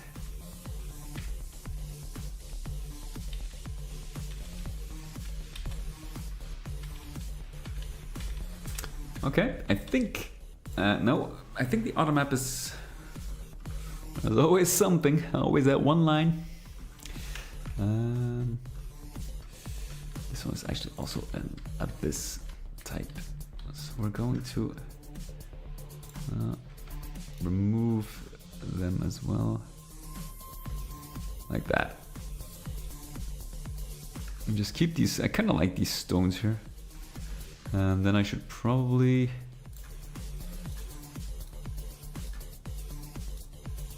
enable these as well, just to keep it consistent.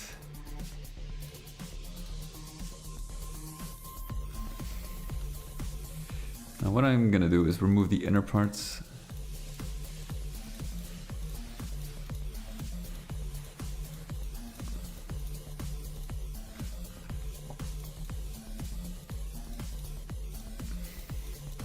This also serves as, you know, some kind of landmark. And here as well, remove the inner parts.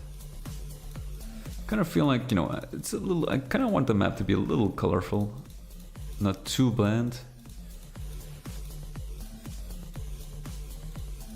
Like I said before, like this is mainly, I kind of leave this because I can actually remove them, because the player is never going to be able to reach this area. Because the floor is an instant death floor. But I feel like I said before, it's important, you know, if you open up the map, you can recognize certain areas more easily. If I remove too much detail, then, you know, it would be a little harder. Maybe I should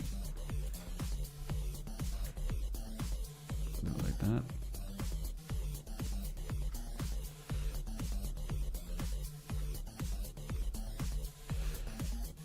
Okay, and then, oh, I forgot about this one.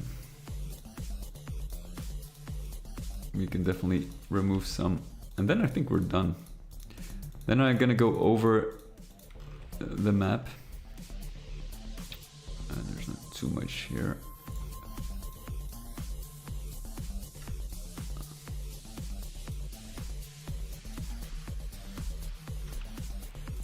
these ones.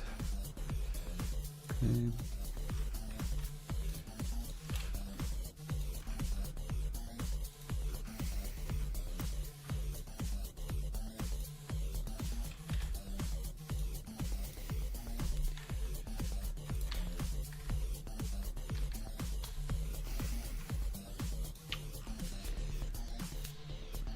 Let's see. Yellow lines that can actually go. What is this outside thing? Okay, so we're gonna remove the inner ones. Think those will be enough for the outside part.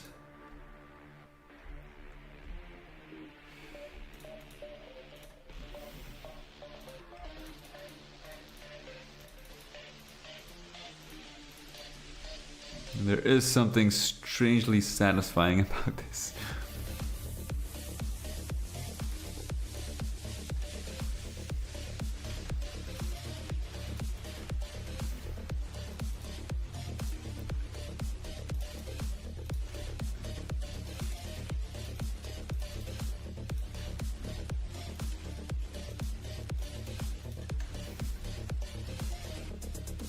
Okay, that's a lot clearer.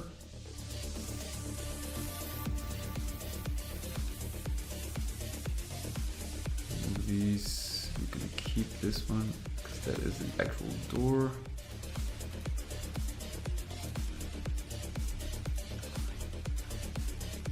And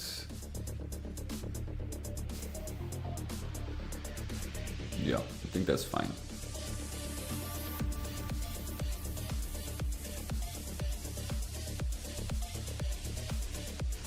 There is, oh, hold on.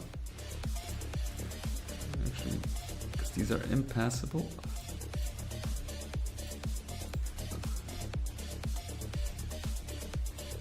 I can actually remove these.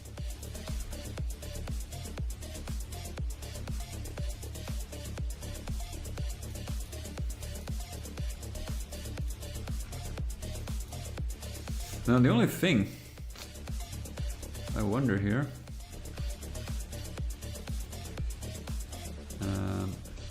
for the impassable lines, it's probably not good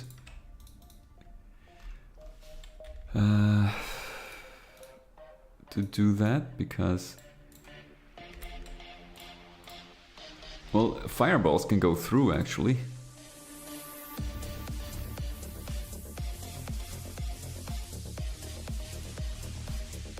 So I'll probably leave it as is.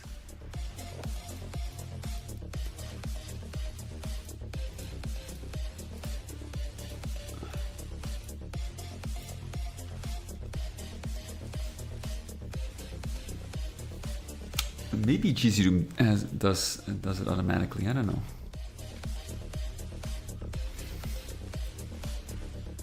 We're gonna remove this around it here because that won't block the player, and it's unnecessary detail.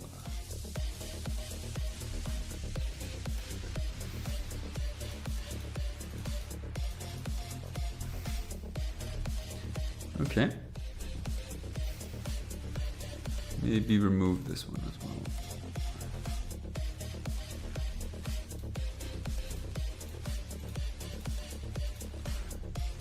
There we go, it's a little clearer. Okay.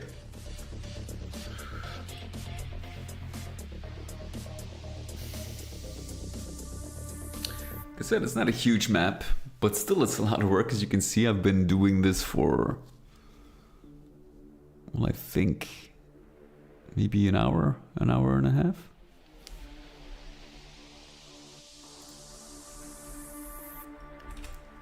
It's not the biggest map.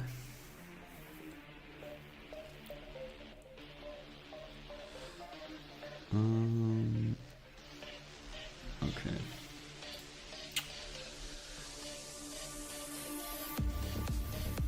And here's another one. I keep finding those lines. Okay, have a look at the script.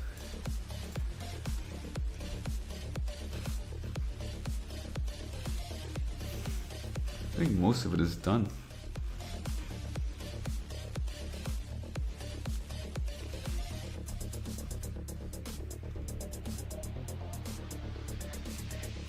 Now the only thing that I need to do is find some proper music, like eerie music.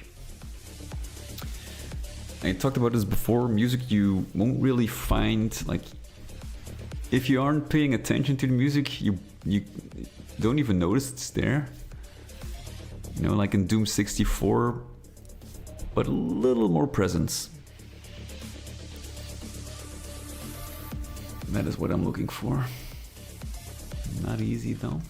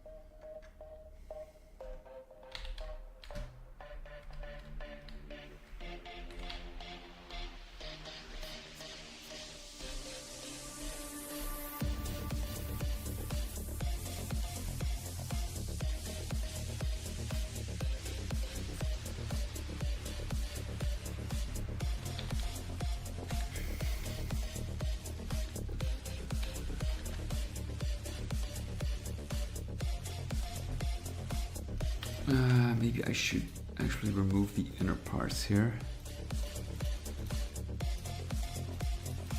because that's also unnecessary.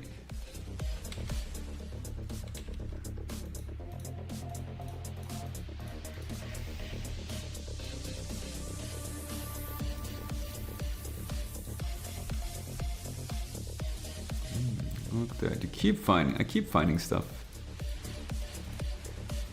Finding lines to remove. Probably gonna dream about it this night.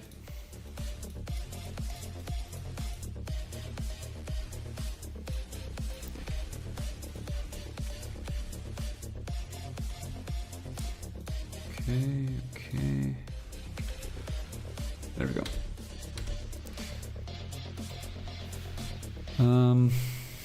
No, I think I'm gonna go on this one actually. Can remove the very inner parts as well. Already did it here. Wait, that's not the inner part. Oh, it doesn't have an inner part.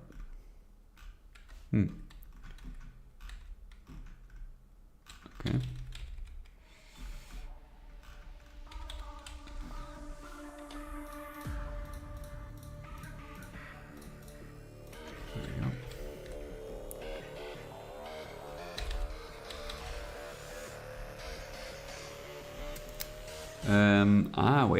Wait a minute. These ones. I forgot about this actually.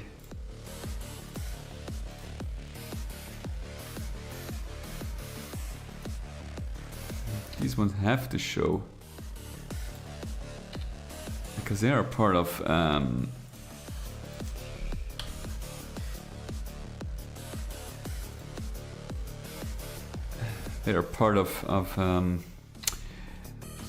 well, the actual structure. These are poly objects. YouTube. Oh. So we're gonna have to show them. Otherwise, it would be even trickier. And this is also a poly object, of course.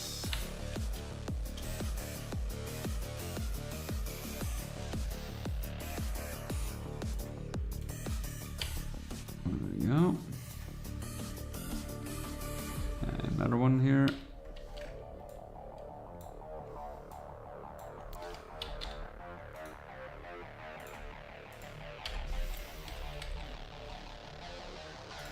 I think that's it.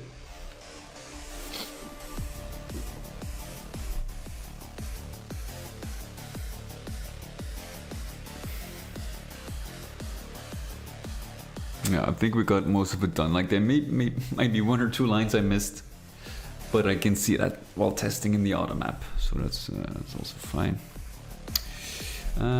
These ones we're gonna clean this up a little bit because that's actually we're gonna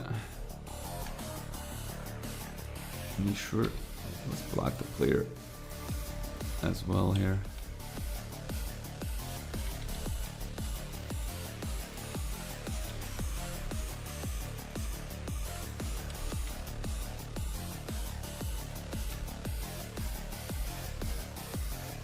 It's just for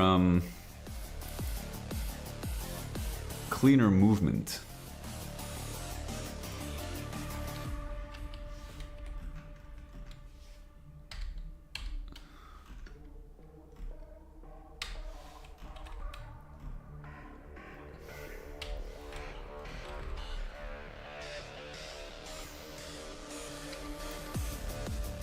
Let's see on the auto map what we did here. So we can remove these.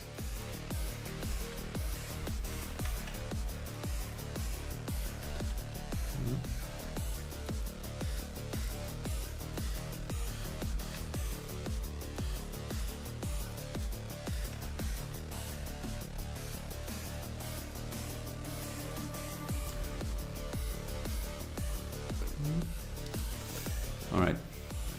Same here.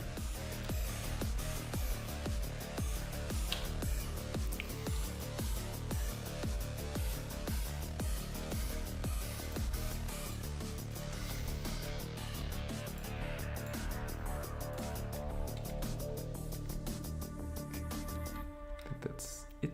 Oh, wait a minute. This one. Players. And show is one-sided on map.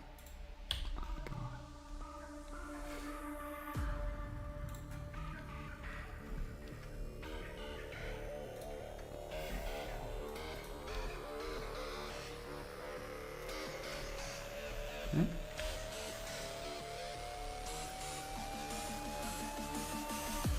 These ones can actually also go.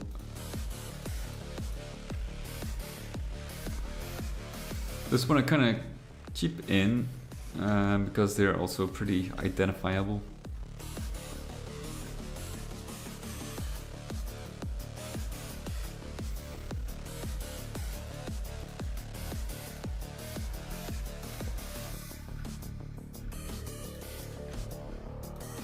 There we go.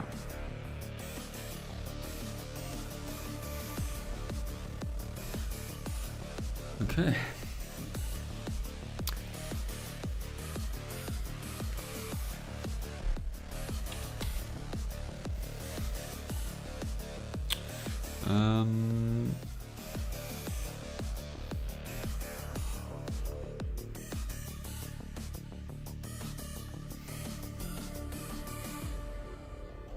I keep seeing things like I thought I saw gray lines, but they weren't even here. I thought I saw them somewhere around here. So I think I'm going crazy. That's enough auto mapping for now. Okay, I'm gonna take a very small break, a few minutes, and then we'll jump back to episode 1 and make a few, like do a little bit of bug fix. So I mean, not really bug fixing, just to make sure it's compatible, because I merged episode 1 in this whole package, and certain things have moved, changed numbers or were removed. So I want to make sure that everything works as intended. So at least, maybe not all the bugs are fixed, but I just want to make sure it's at least in a playable state. And it's gonna be fun to revisit the maps from episode 1. So I'll be back in a few minutes.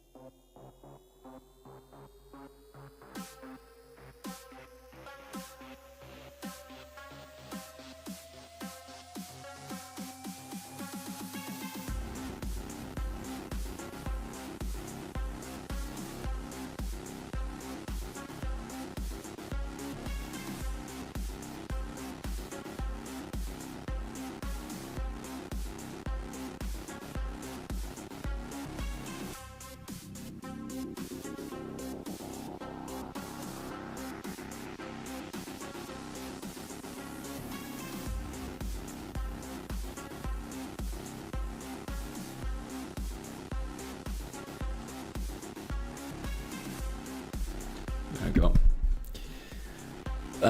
Okay, so this is finished. Let's jump into the first map. Episode 1, map 1. Let's check the auto map actually real quick. As you can see, when it comes to complexity and detail, there's a huge difference. And I think I did fairly well on this part actually. Yeah, I was already in the business of cleaning up the map on time, so that's good.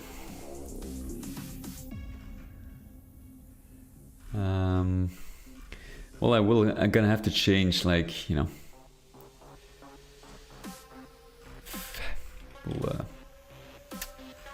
let's worry about that later. We're not gonna do any changes on this area. What I do want is to go over the map and see if there are any things that are no longer functioning. I did add replace a few things already. Now, what the idea is for this episode, when it comes to updating, is to actually integrate some of the textures from episode 2 in here to kind of make, like, increase the level of quality, while still remaining, like, keeping that authenticity of this episode.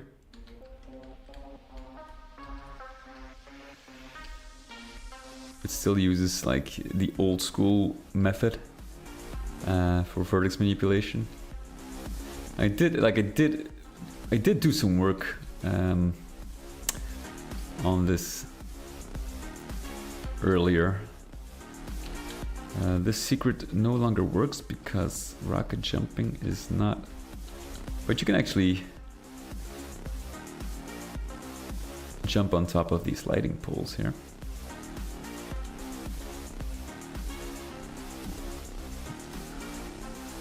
Now we're gonna keep that, but what I'm gonna do... Hold on, I actually got a better idea. Well, let's see. Because this is initially a rocket jumping secret. Now, since I remove rocket jumping, what I'm gonna do is actually very simple.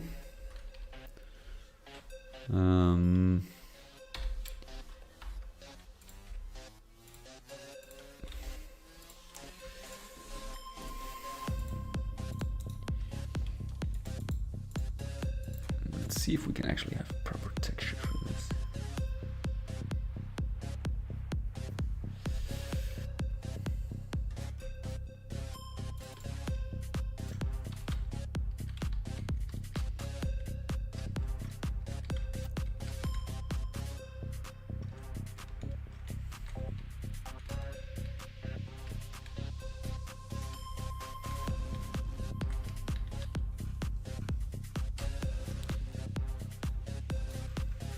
Can actually, I was making it too complicated for myself.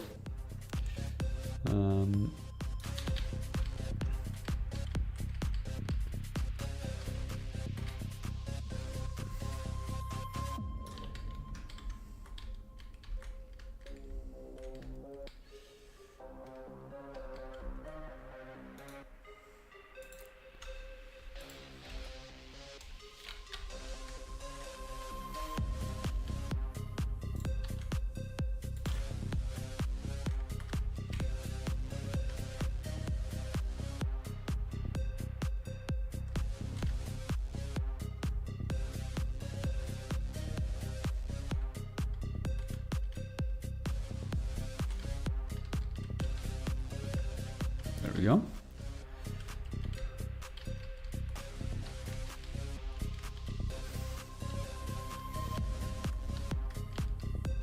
What I'm gonna do is let's see, can we actually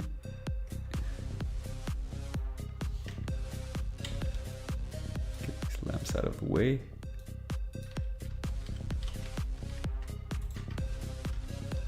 One.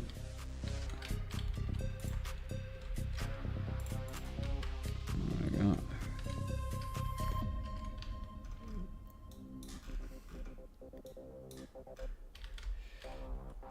So that leaves little room to actually get on top here.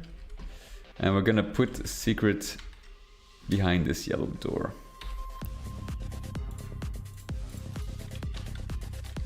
I mean, behind this yellow key.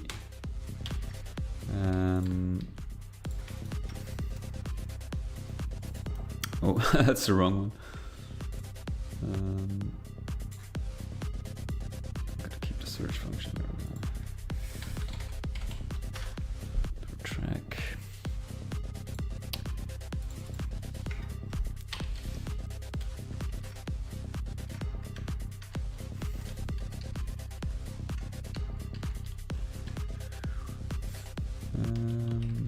And actually, we're just gonna use a simple switch, actually.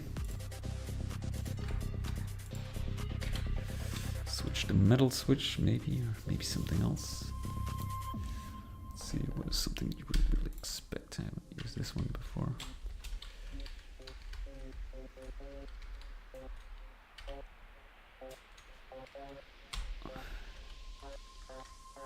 I should probably...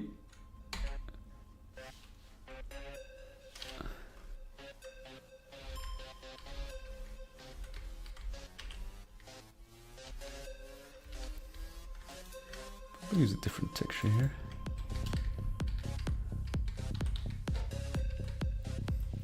There we go. And just use a simple door.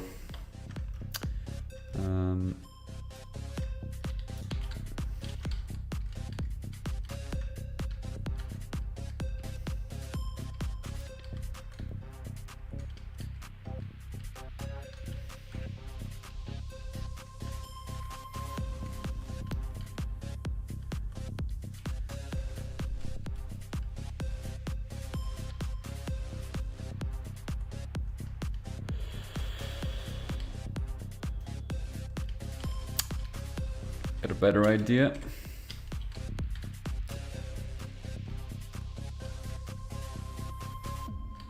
Okay, let's add like a minuscule secret. Very hard to find. Let's see if we can actually... I did this in a few places and I think it's really like, you know, if you pay attention, if you know your textures. Let's remove this and this as well because I want it to be.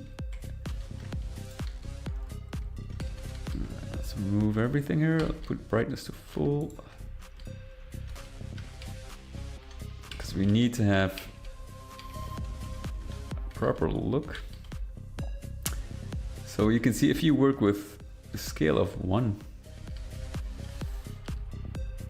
Now for this secret, I feel we can actually afford to make it a little more obscure. Let's see, 1, am I correct? Maybe 1 more.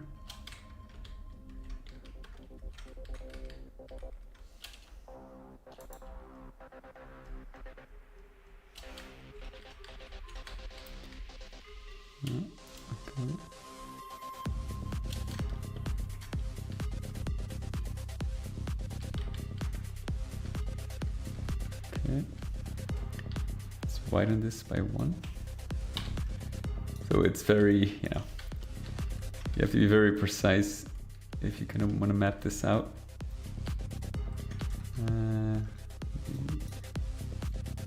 It's 8. Okay, 1 to that side then. Yeah, this is it. So we can actually just use 2.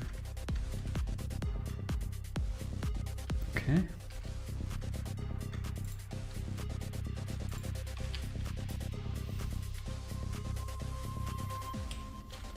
There we go. This is some serious sector detailing. Now, if you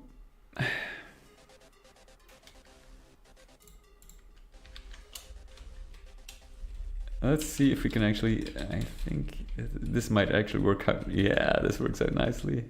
Oh, perfect, man. Look at that.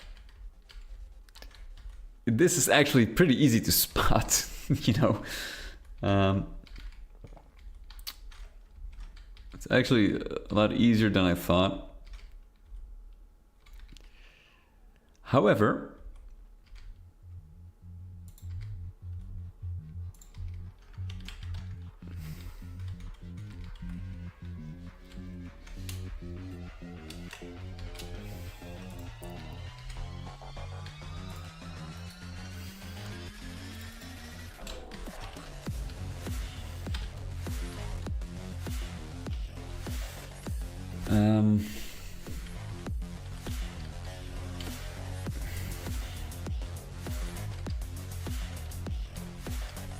I wonder how many people will actually miss it.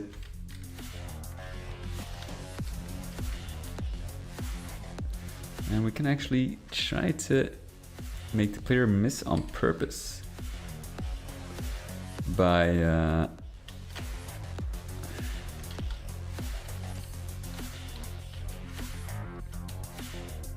do we even want the yellow key in here? I wonder.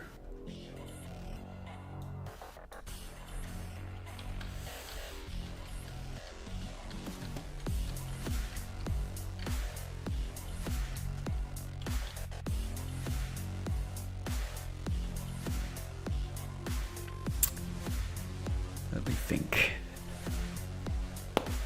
Oh, jeez. I think we're gonna. Oh God, there was something stuck there.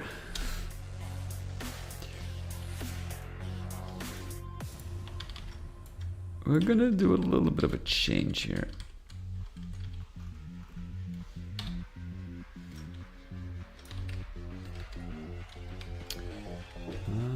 We can actually keep the shape, however.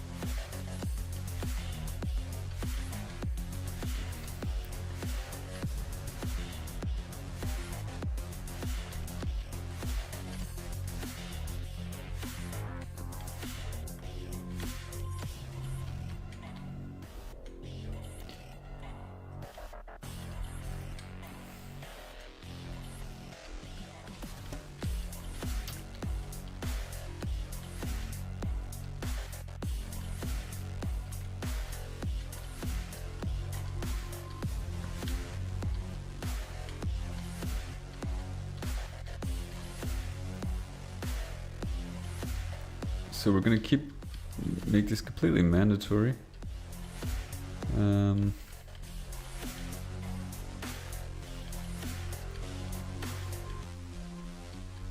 Now this is probably a secret many people will guess.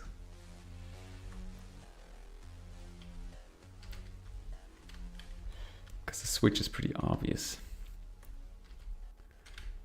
But you know, that's okay, it's the first map. I do want to give them a little bit of a...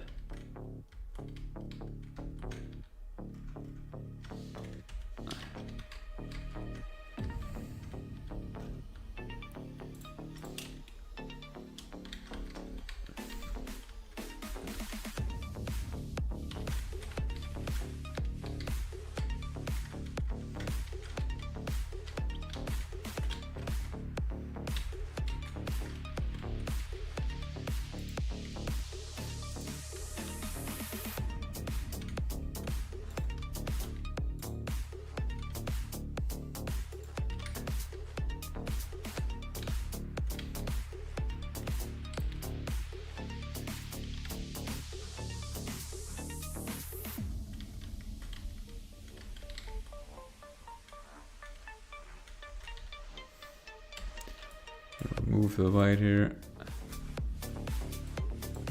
I'm gonna cut down on the dynamic lights.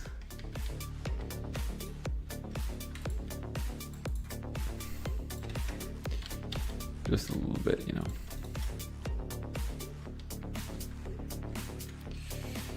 Just a little bit. Oh, the lighting thing? Hey, oh.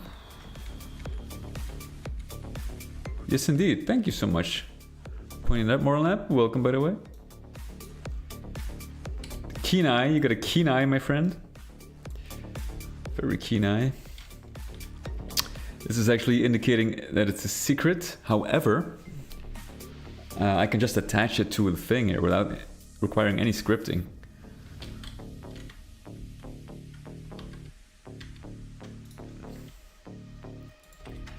That is the new way of UDMF.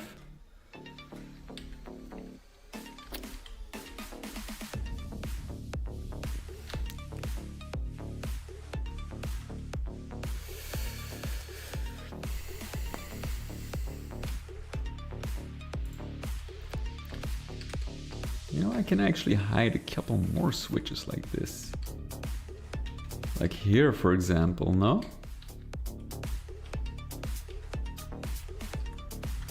Can I actually do that?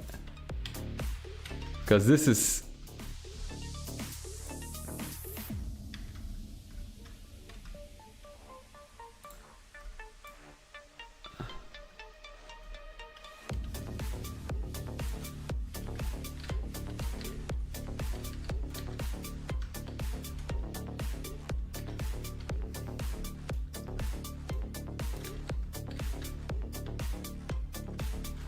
Oh, wait.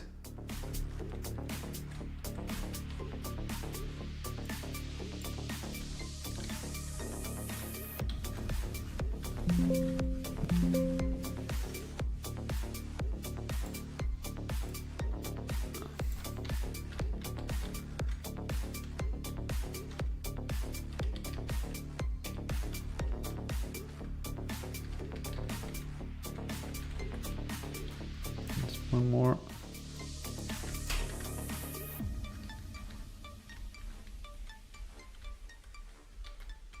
That's a little more difficult than just stating the obvious here. And then I can actually put this back where it belongs. The key, I mean.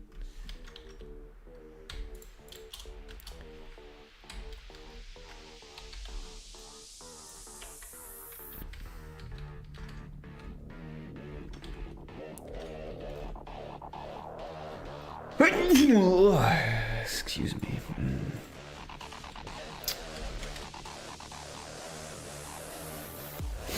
Thank you.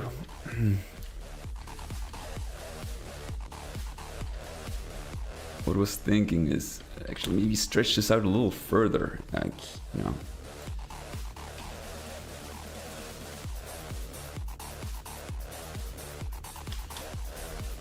Like this one.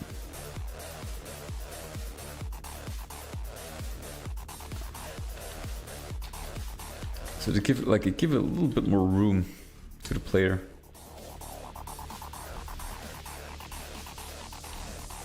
To walk around here.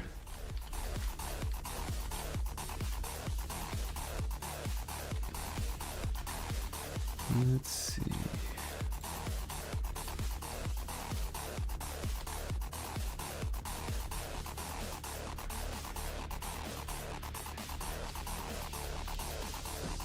It's gonna be a little harder. So we're gonna place them a little more out of the way.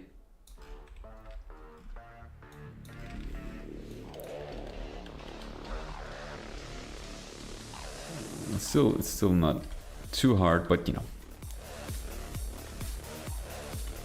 Let's yeah,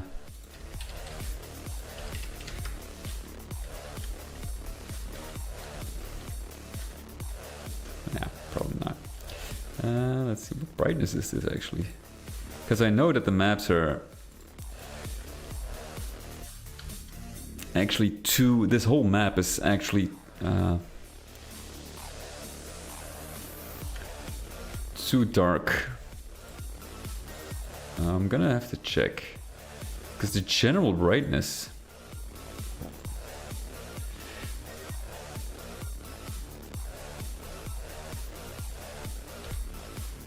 is 128 across the entire. I don't really play around with brightness too much, because I rely heavily on floor and ceiling shading actually. And if you look at this map,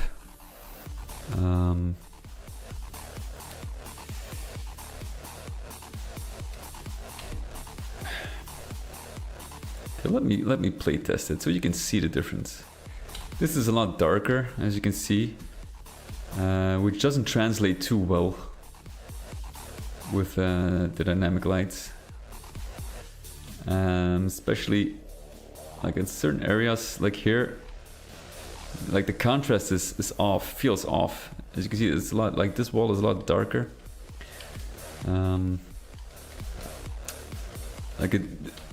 There's something off here. The lights are not as, yeah, they're too, how do you say it?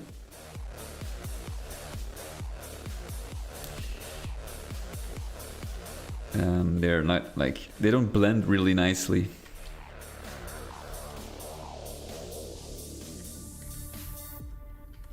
So what I want to do, and let's see how much the outside area is. 144. Okay, so I'm gonna just put everything into 128.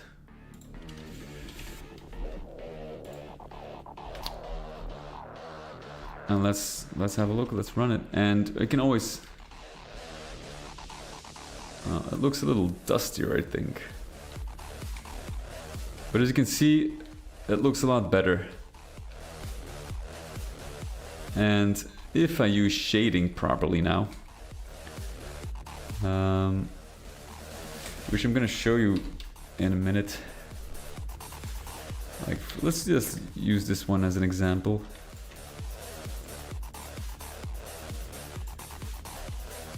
Yeah, true. That's true. It does have to do with that specific, you know, function, and it's fine. The only part is like, for my map, specifically, it doesn't really work that well.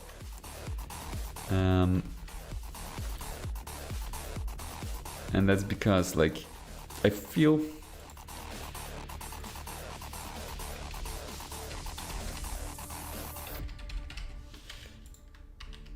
this is like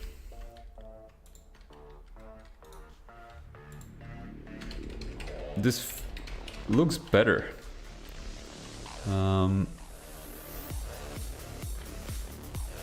But this will require, as you can see, will require some work, because it doesn't cater to everything. And sometimes you have to,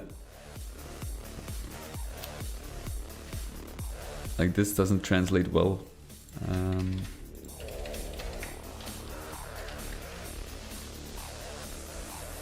Let's see, this one also has to.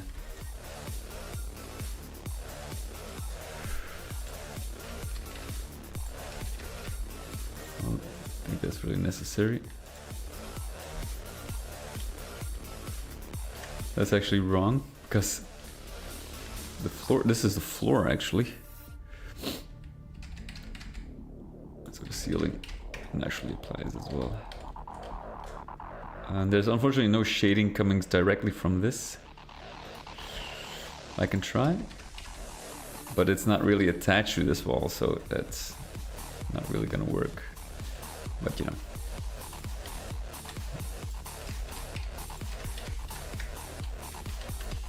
As you can see, like, this will definitely bring it up to, you know, the details I used in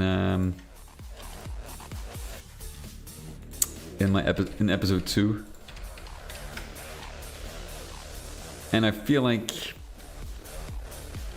I should probably, if I want to be a little bit consistent, I should probably do that for like the entire map. Like, you can actually leave this as it is because the lights are pretty strong. For this one, I think I can get away with it. For the upper part, we'll have to wait and see. These, of course, I have to do it as well.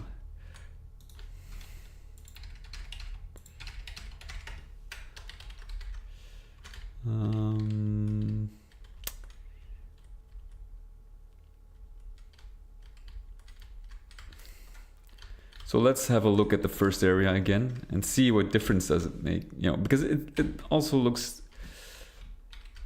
oh, there's, okay, I can still see some errors here.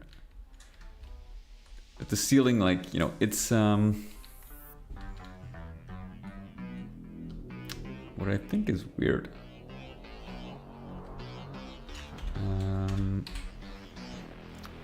How come this is affected?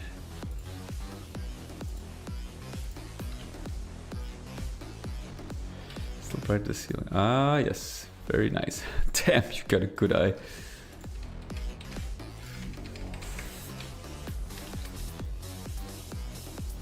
Let's see, what is that dynamic? This one? Yeah. So what we're gonna do,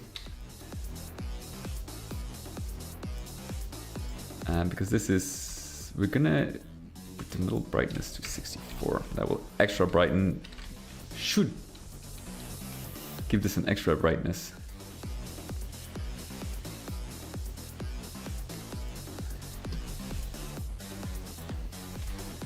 Let's see. Oh shit. No, it doesn't. That's weird.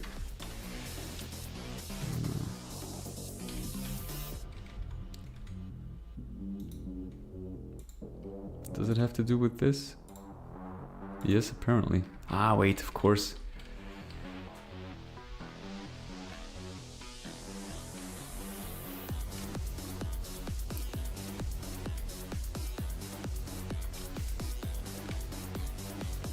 That sucks.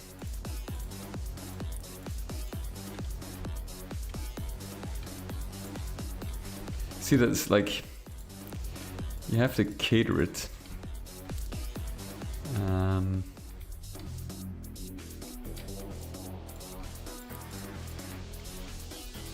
You can't really just use one. It has to be adjusted to your needs. So we're gonna remove. That is pretty bad, as you can see. So here in this room,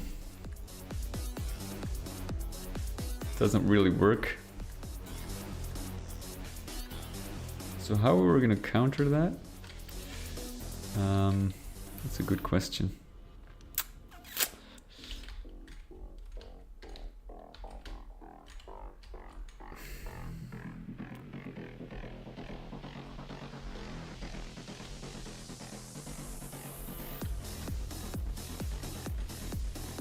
Ah, wait a minute.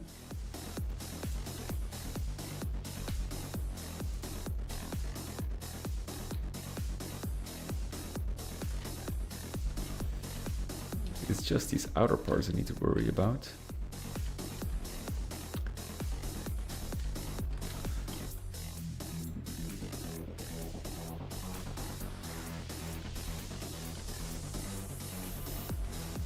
So these can be. And I just leave the ceiling as it is. And then for all these parts. Now this is basically like the hardest room because it uses a lot of these, you know, lights that are kind of floating.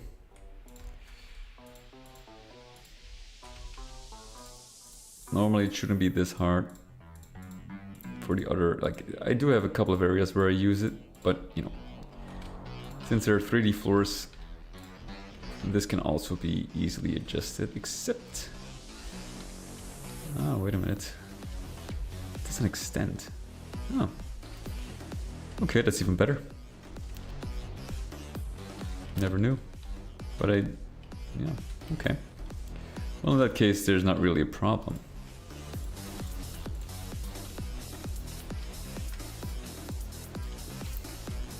And this will actually solve itself pretty easily.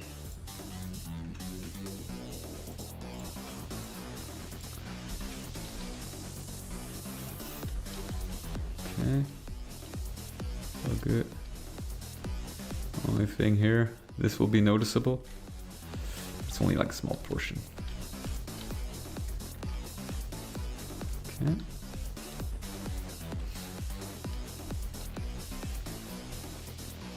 Let's see, because... Oh shit, it does get affected. Son of a bitch. Of course, yeah, it's a... this is actually the upper wall. Fuck. Is there a way to actually make this unaffected? Eon lighting? What are these flags?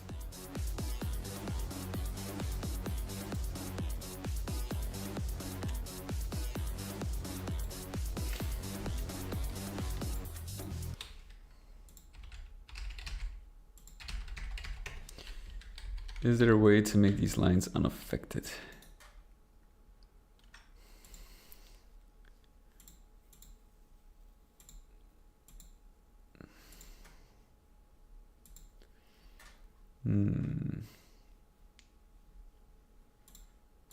Properties.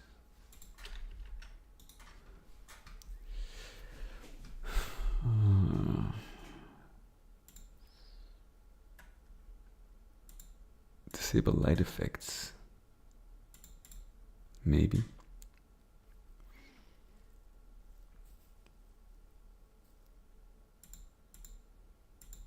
Reset, disable.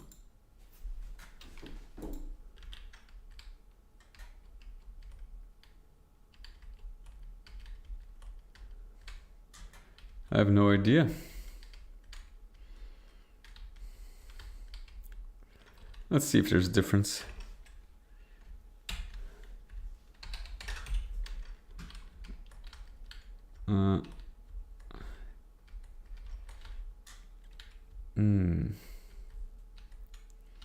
How do we make this full bright? Disable light effects.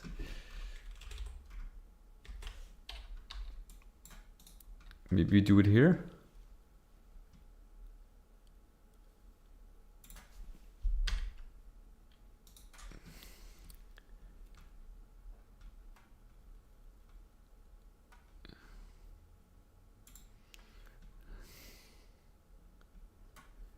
Ignore bottom height. Use, I don't know. Reset light effects.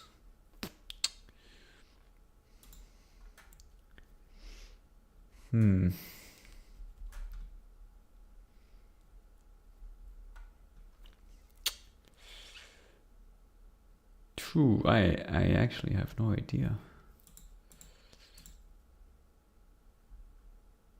No brightness. Brightness, maybe just use this one in general on 28.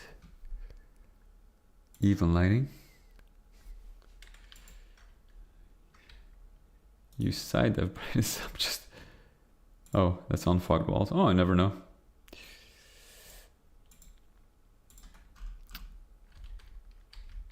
I'm not really sure if that's even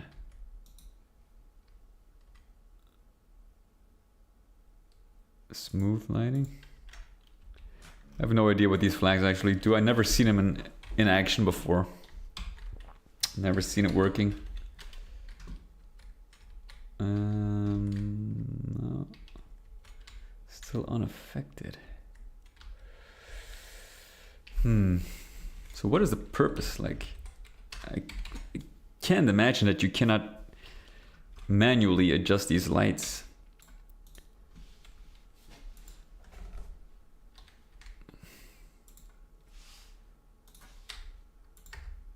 Absolute, maybe. What is absolute? What actually? What does it do?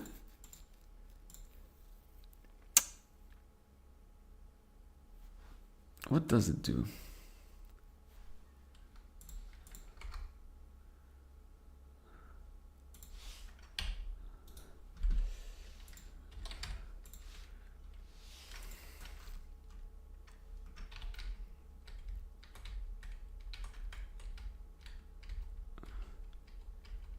There's still a difference. Will always have a value. Yeah.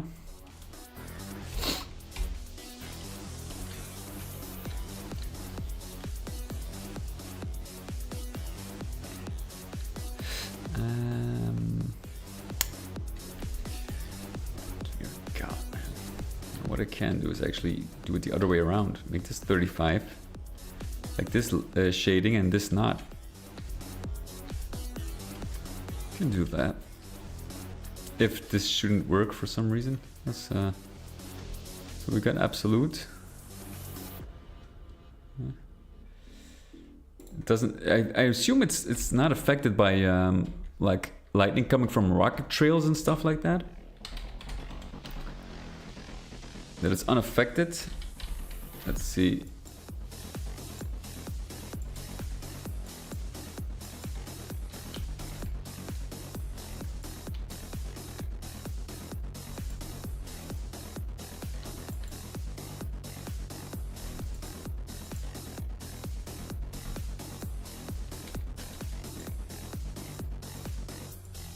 No, it does seem to be affected as well.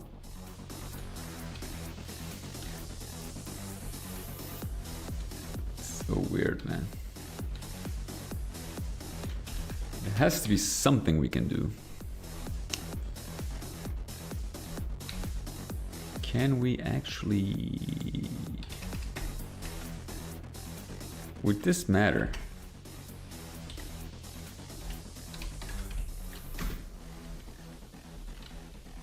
Absolutely not.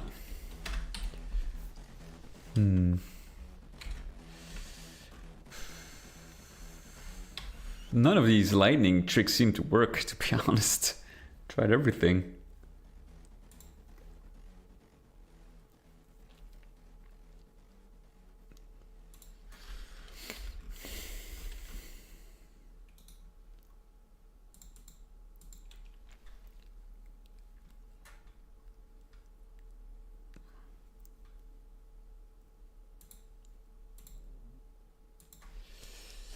Restrict light inside? No. So what is it called actually? Surfaces, no colors. Doom 64 sector light colors.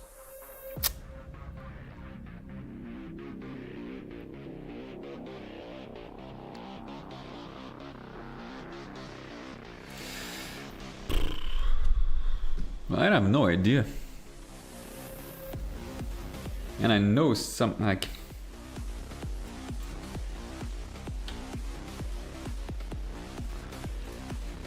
Has to be something here. Let's look it up. Cheesy Doom.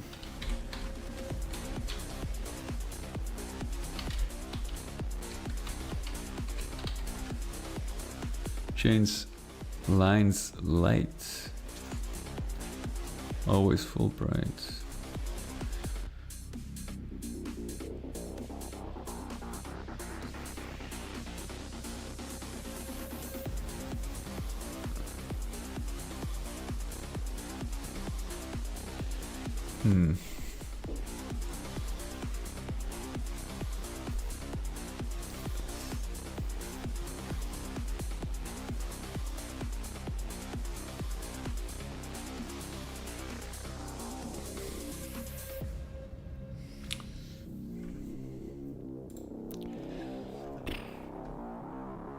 We think normally this, like,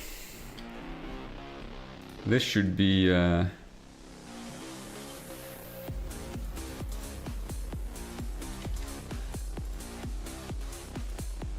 let's put it full throttle here, do everything. There are custom fields.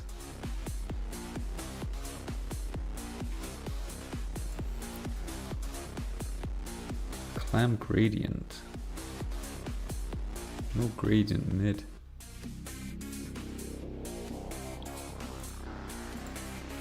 True. Feel like we're stepping into a whole new dimension here. But I don't think it's gonna work.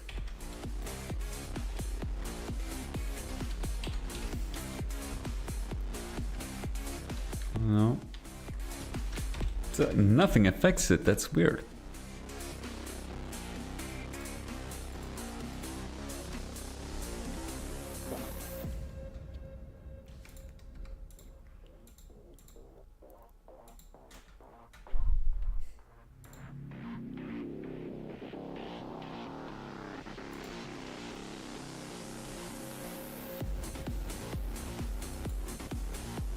Render style.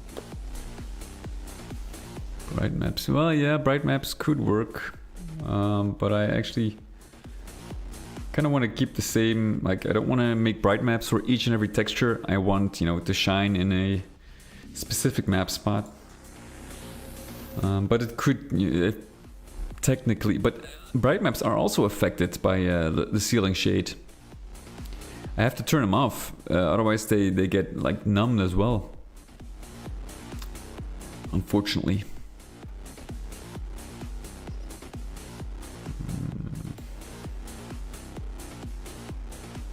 Wait a minute. Wait a minute.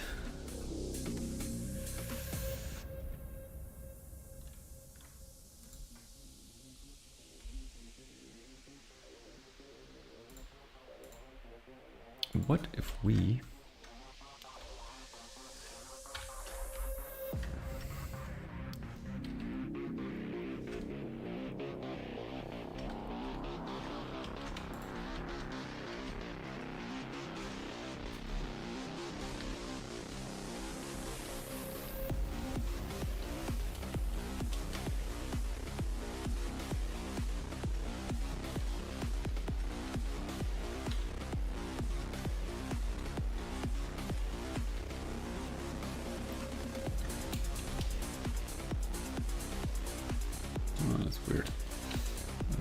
So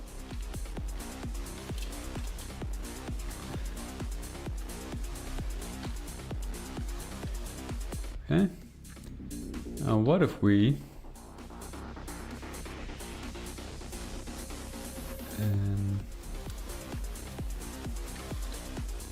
can we affect this?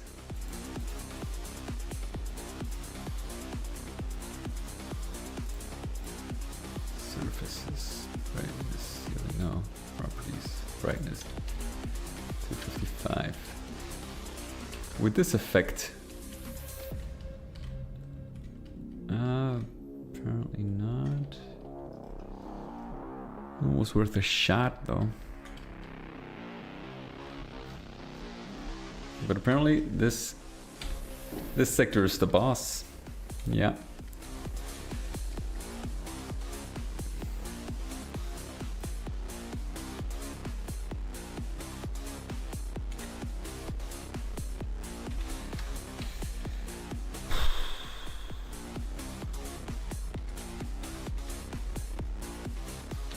It was worth a shot.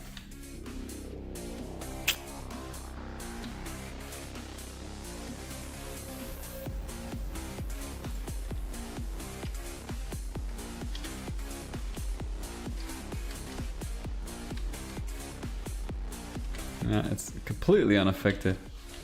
Completely.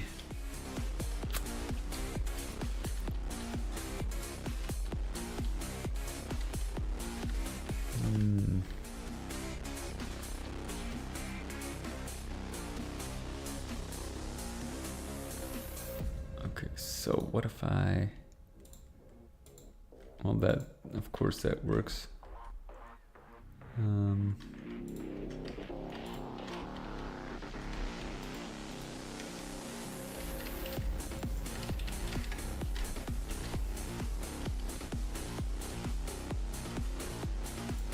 Actually do it like this, and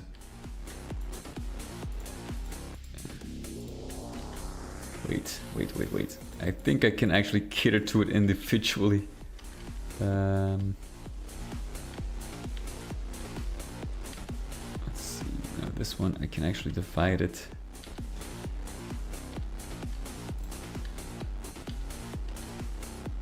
We are at a crossroad here.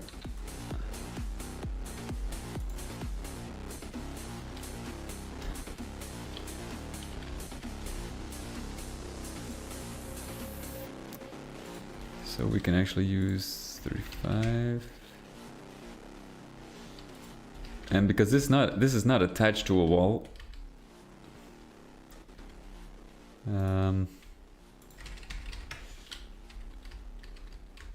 It actually, you don't even notice.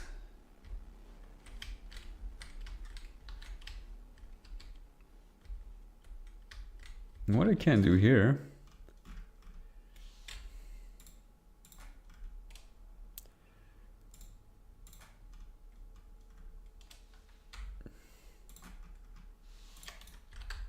is use shading without affecting the lights itself. There we go. So there's a workaround. Let's actually test this.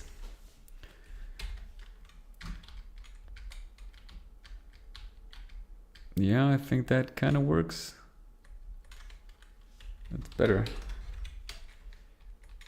The lights are the same. See? Now they're unaffected. I think that actually that even looks nicer, like this darker orange.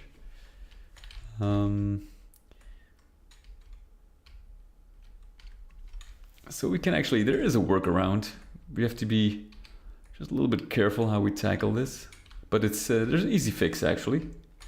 Thank God.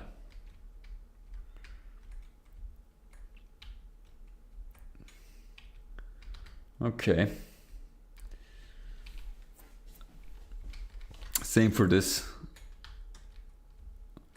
We can actually create like a sector, small sector, to make the ceiling have the same darkness as this, but have this part's just unaffected for the lighting effect.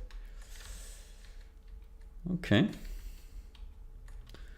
Seems there are solutions. That's great. All right. Let's leave it at that for today. I will be back later this week. I'm gonna devote some resources, some extra resources into the mapping so I can get episode 2 out. I'm still aiming for release by the end of the year. It's gonna be a very tight one. I'm not really sure if I'm able to make it, but it's gonna be at least, in any case, worst case scenario, it's gonna be January. Christmas gift would be nice, but unfortunately I'm afraid I don't have too much time for that, unless I maybe cut out episode 1 entirely and just write a note to the release of episode 2 that episode 1 is basically in a fairly unplayable state. Or I could just alter for this specific episode, maybe just alter, remove episode 1 from the selection, to make sure that the player don't get like a second grade experience. I could do that.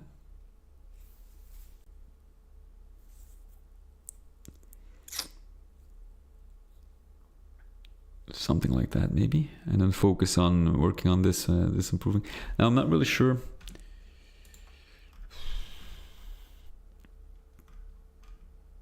Actually, I kind of do want to disable episode 1.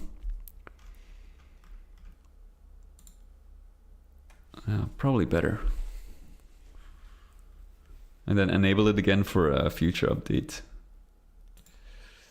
Yeah, so it might be able to do it anyway. So we don't have to focus on this episode 1 now at the moment. Might be a good decision. I think that's for the best.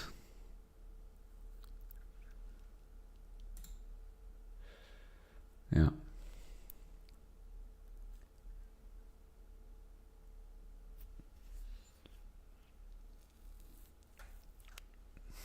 Okay. I'll probably gonna do it like that. It's easier. Saves me a lot of effort now. And speeds up, the release of episode 2, which is the main goal anyway for this release. So, okay. I think we're gonna go that route, and then just inform the players of the pending changes. All right, fellas, thank you so much for joining. Have a great evening, and I'll see you soon. Take care.